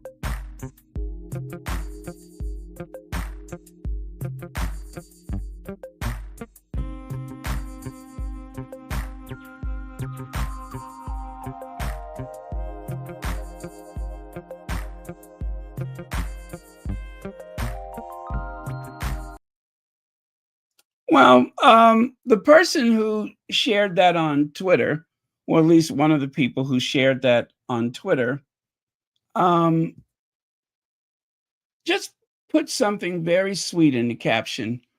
Happy weekend, everyone. Enjoy yourself and stay kind.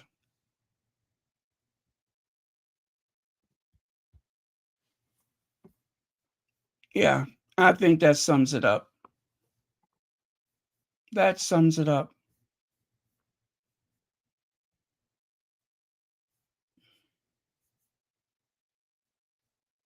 Or if I can quote Lydia Washington, say no more. Yeah, that's it. So that's what I wanted to share with you. Oh, the ancestors, the ancestors, the ancestors.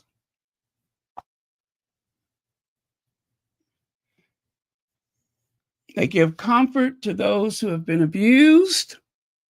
And, well, let's just say they have ways of dealing with those who are the abusers. End of. Roses are red, violets are blue. Royalty costs $500 million. The bills sent to you. That sums it up. Anyway, thank you everyone. Church Nellie, Lydia Washington, Cookies and Cream, Adrian Burrows, Dominica Anastasia Isabella Christensen, Legs, Sherry Ware, Elaine Parker, and on occasion, BS Speaks Royal. So that's it for now. Thank you so much for watching Royal Sussex. I do hope Celibacy is on tomorrow. They came back for that one day and then they were gone again. They vanished. So I do hope they come back. And I got to do something about my throat. That is reflux. I haven't been taking my medicine.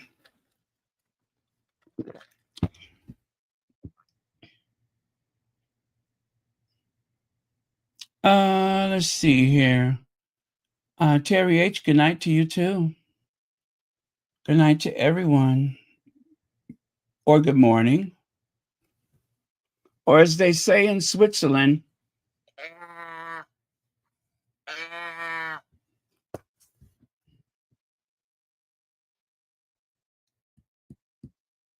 That sunny day, end of the spring, and then those summer days, those summer days.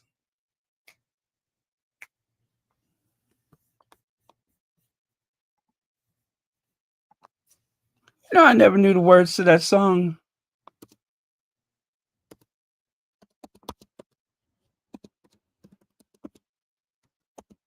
Let me see.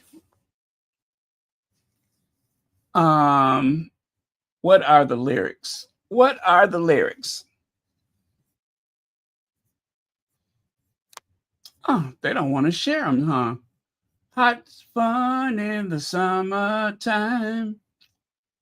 Hot fun in the summertime. Hot fun in the summertime. Hot fun in the summertime.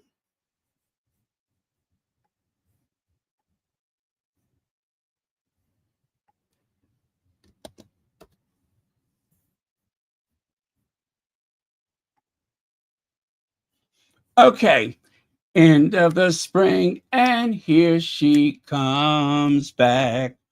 Ha ha ha, there. Them summer days, those summer days. That's when I had most of my fun back. Ah, ah, ah, ah. Them summer days, those summer days. They don't write songs like that anymore.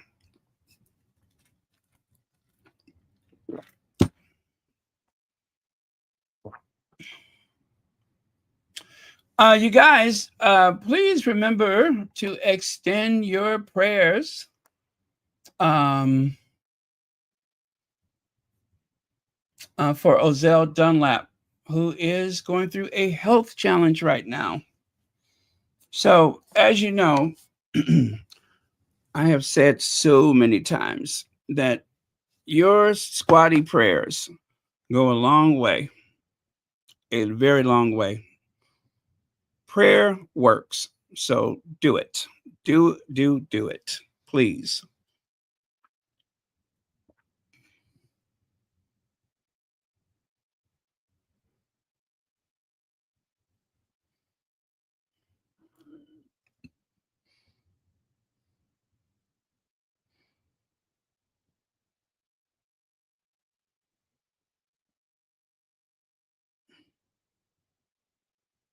Yeah.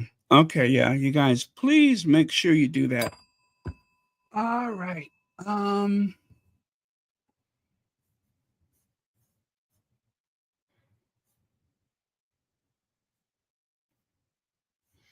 Oh, is it autumn there? I forgot about that. It sure is, isn't it? You know, I was looking at something on YouTube. They were saying that the car industry in Africa is growing, that there are some automakers in various African countries that are designing vehicles that can face the challenges of different terrain. So that's going to be interesting to watch.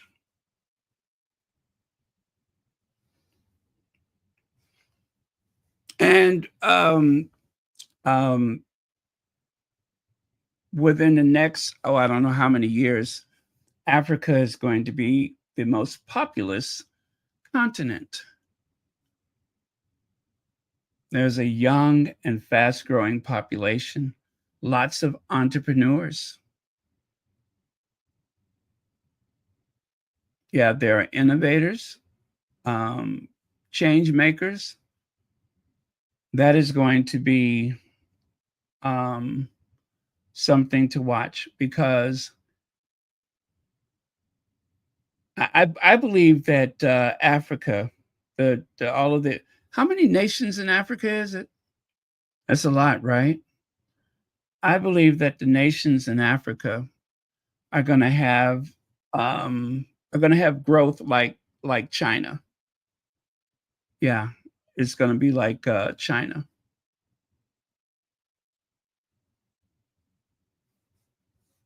52? Okay, yeah. Well, those 52 states, those 52 nations, um, there's going to be some incredible opportunity and growth there.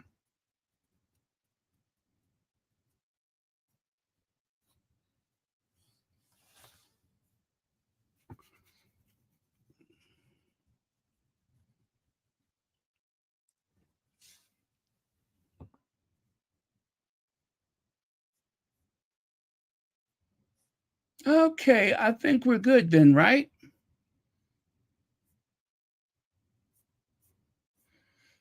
Why do I get this feeling that Legs is out somewhere standing on a disco round?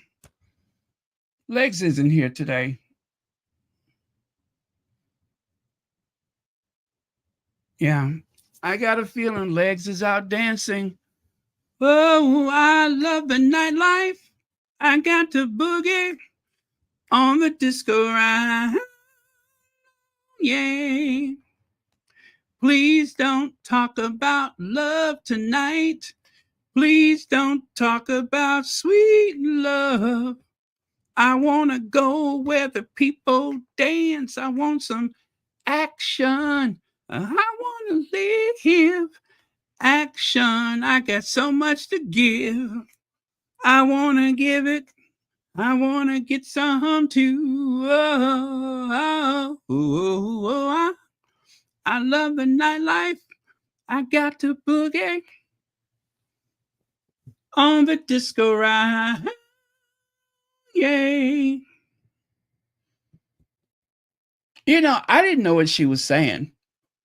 She's saying on the disco round, you know, that little stage that you stand on, the little stage that the go-go dancers stand on. That's the disco round.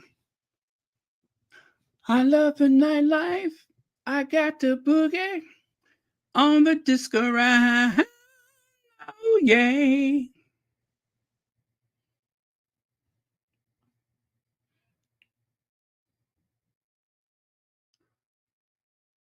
Oh, are you talking about Will and Kate?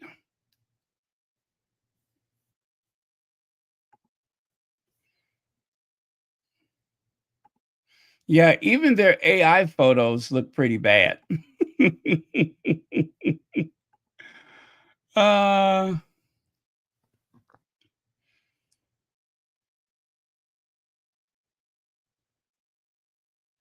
oh, okay. Oh, nice, nice.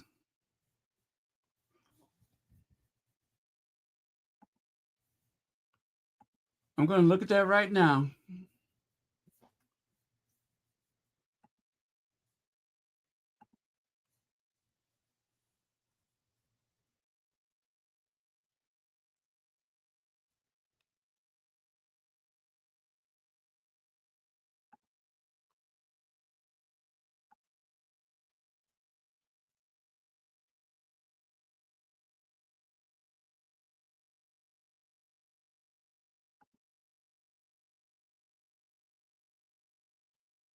Okay, I'm scrolling, I'm scrolling. There it is. Regalis Black Truffle Oil.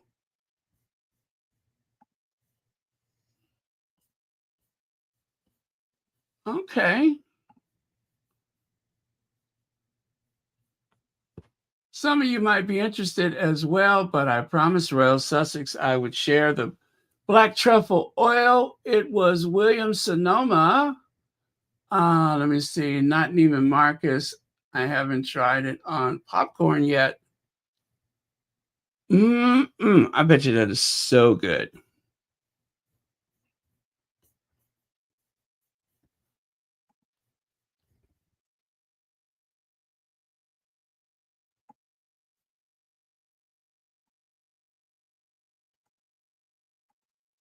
Oh, well, thank you very much.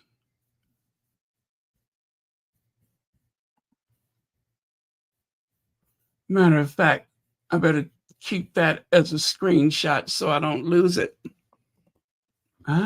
Take that.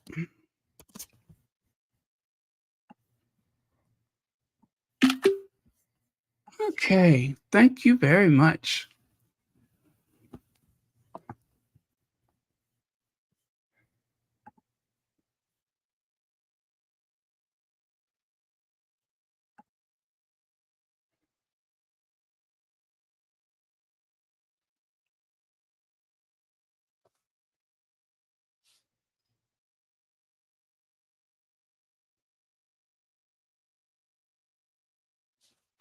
You know what? There was someone who posted a video where she walks into one of the outlet stores, and I think the reason why I didn't uh, share it is because it has music, um, copyright music in the background.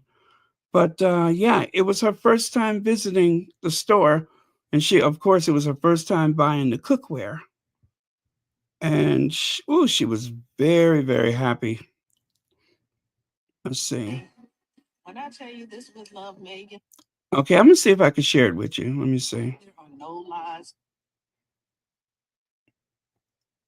Yeah, it was the first thing I went to. I'm gonna see if I can share it with you.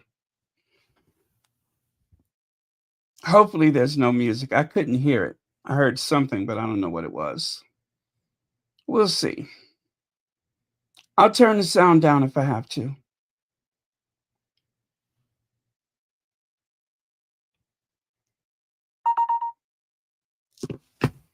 Okay, let me bring this up.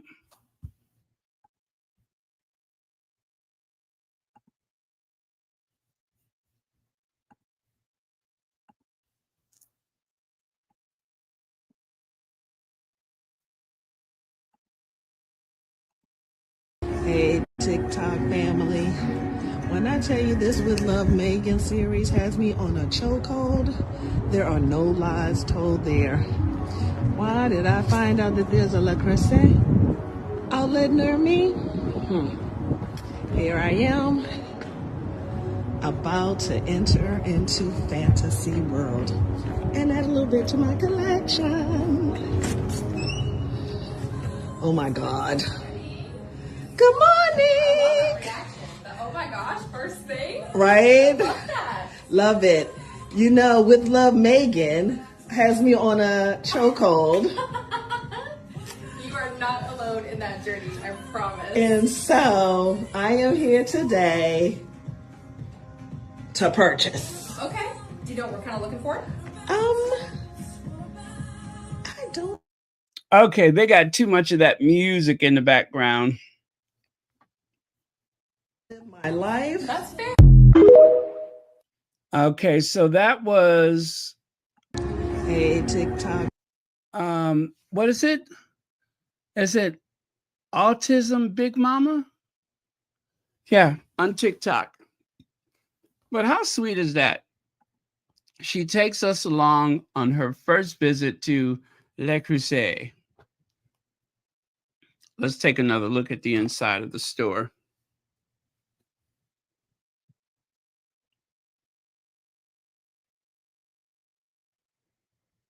Oh, thank you, Sandra. Oh, really? And I go to Trader Joe's all the time. I go to Trader Joe's all the time. I love Trader Joe's. A friend of mine used to say it's the world's greatest store. Wow. And this lady is in there doing the Lord's work. Le Creuset.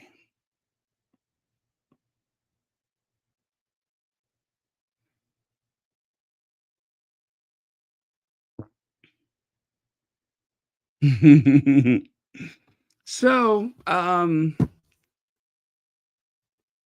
think I'm gonna wait before I get my pan. I'm gonna wait a little bit, but I'm gonna get one. And I kind of don't want to cook the spaghetti until I get my pan. I kind of want to wait for that. So, which doesn't make sense. I mean, gosh, I got all kind of stuff in there to cook with, but it would just be a great way to welcome the pan into the house, right?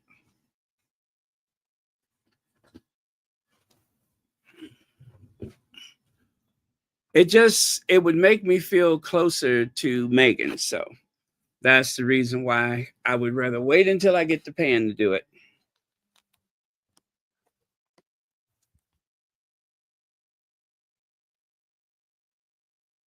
And I'll probably go to one of the shops because I think that you could either get a discount at the shop or they give you a gift and a discount. That would be cool to have, right?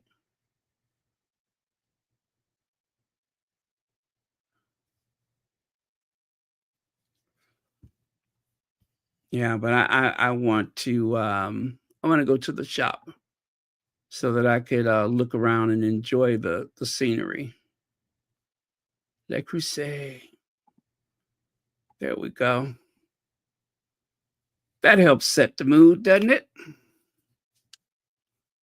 And then, of course, if I don't get the beige, the brioche, if I don't get that, what color would I get? It doesn't do me any good to have so many options. It does not do me any favor to have options because then I don't know which one to get. And see, once I commit to the color that I want, I'm committed. I like the flaming, which is the red orange.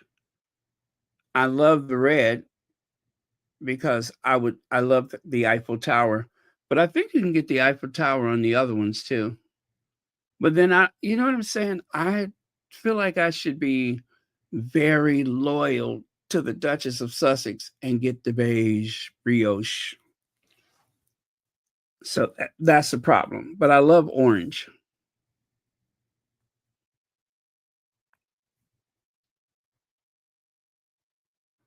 Oh, wait a minute. Marshar, it's Friday. I'm supposed to order those dishes, those little pinch things. I almost forgot about that. I don't know. Should I or shouldn't I? It's not something that would be wasted. I do use them. I have some glass bowls like that, and I have some stainless steel. And the stainless steel, which I remember who got those for me. It was on my wish list. I actually use those almost every day. Almost every day I use them. And when I use my steamer to make my pot stickers, I use those for, you know, other items that goes in the pan. I use those. So I will use them. And if you can, heat with them, definitely I would use them.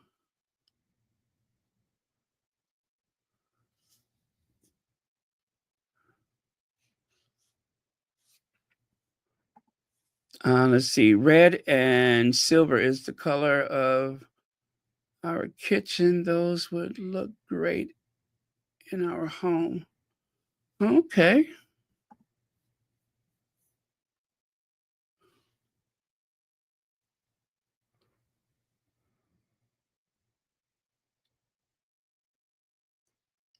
Oh, nice. Nice.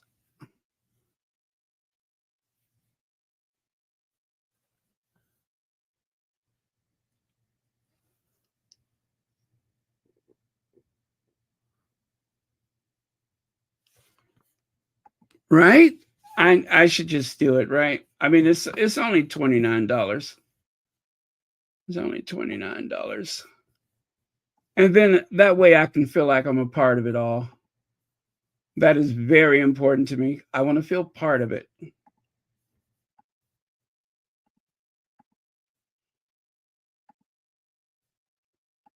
That way I can say I got something. Let me see. I'm going to look for it right now. Nah, I'll do it later. But yeah, I think there's 6 of them. Yeah, 6 of them. It's a 6-pack.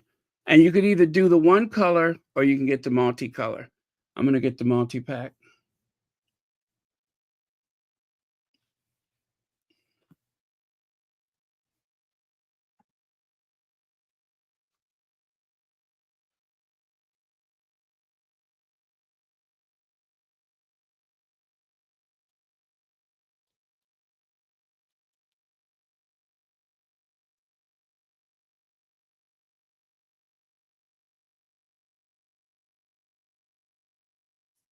Um,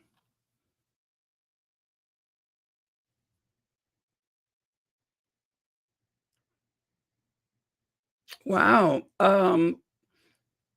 One of the Fox News people is in trouble because let's just say I think his middle name is Chester Chester. Yeah, he's in trouble. Fox News. Hey, did I tell y'all Fox News? Fox News.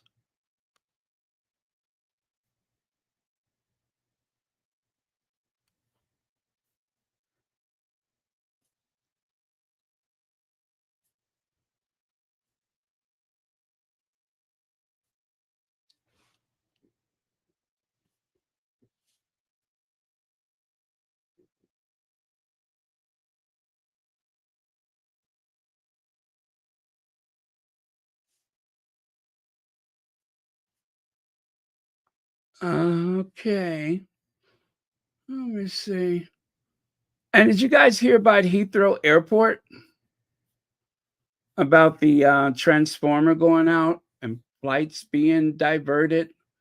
300,000 travelers stranded?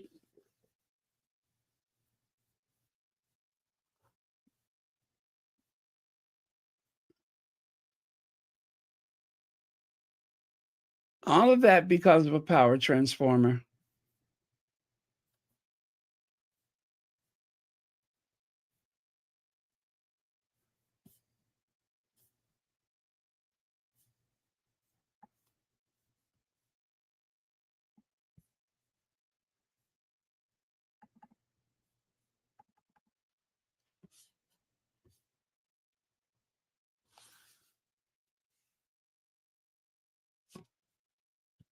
Uh-huh.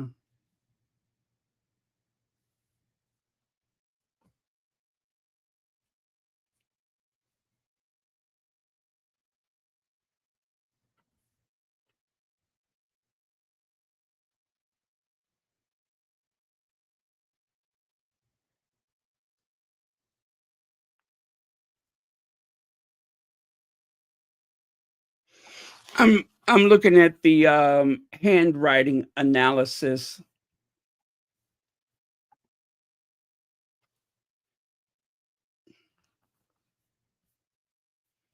Wow, it's amazing what you can tell just glancing at someone's letter, isn't it?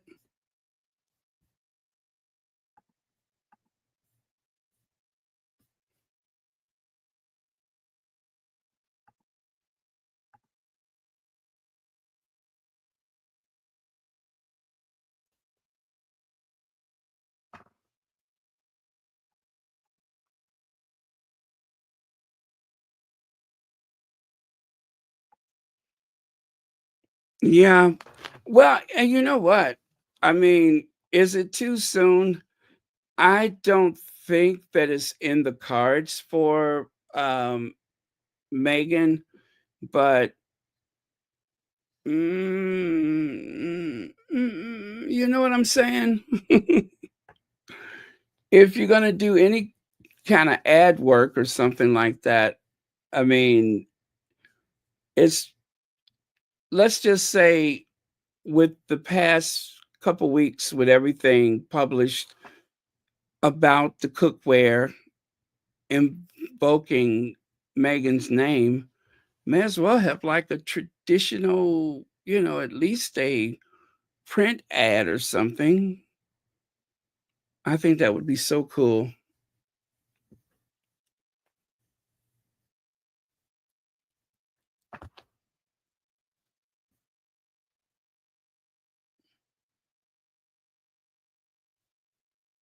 I don't think that that would happen, though. I think that Harry and Meghan are gonna try to do things, within a certain frame, and that's fine. I think it's necessary,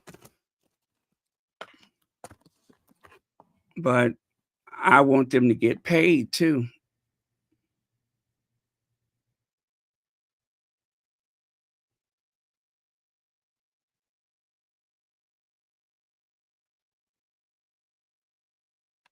Yeah, I want them to get paid.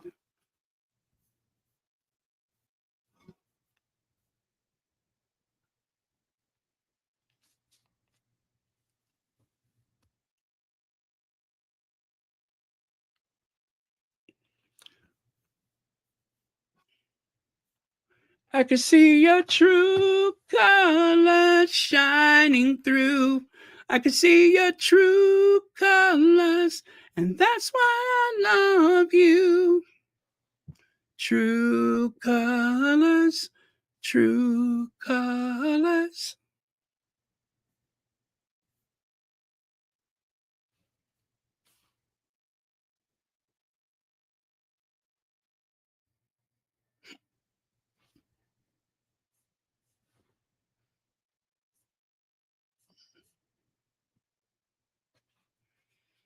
Okay, you guys, I think that should do it. I will see you all tomorrow.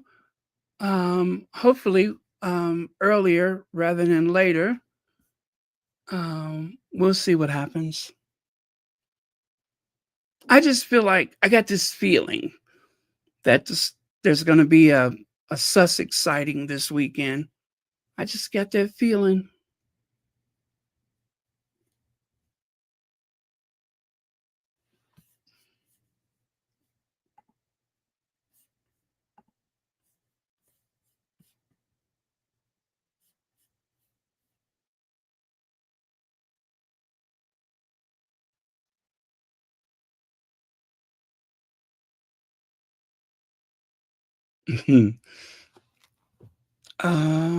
Okay, I better save that one. All right. In case I need it later. You know me, save it in case I need it later.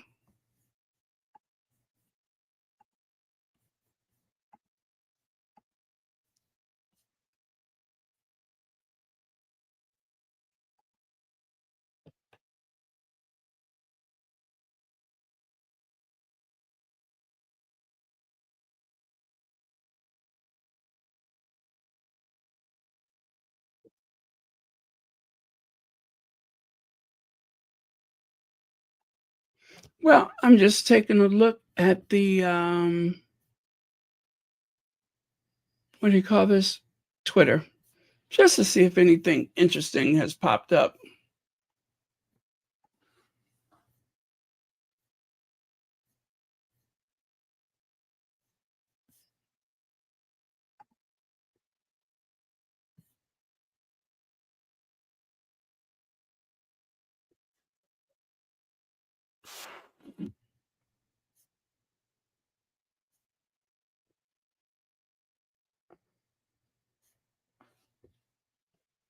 I'll be there. I'll be there where there is love. I'll be there.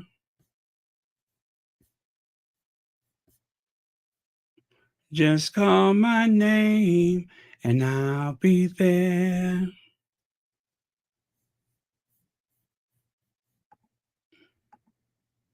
Really? Okay.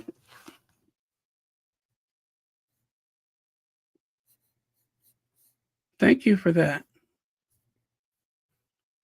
All right. Cheers. Good night, everyone. Good morning. And let's end with Once Upon a Time.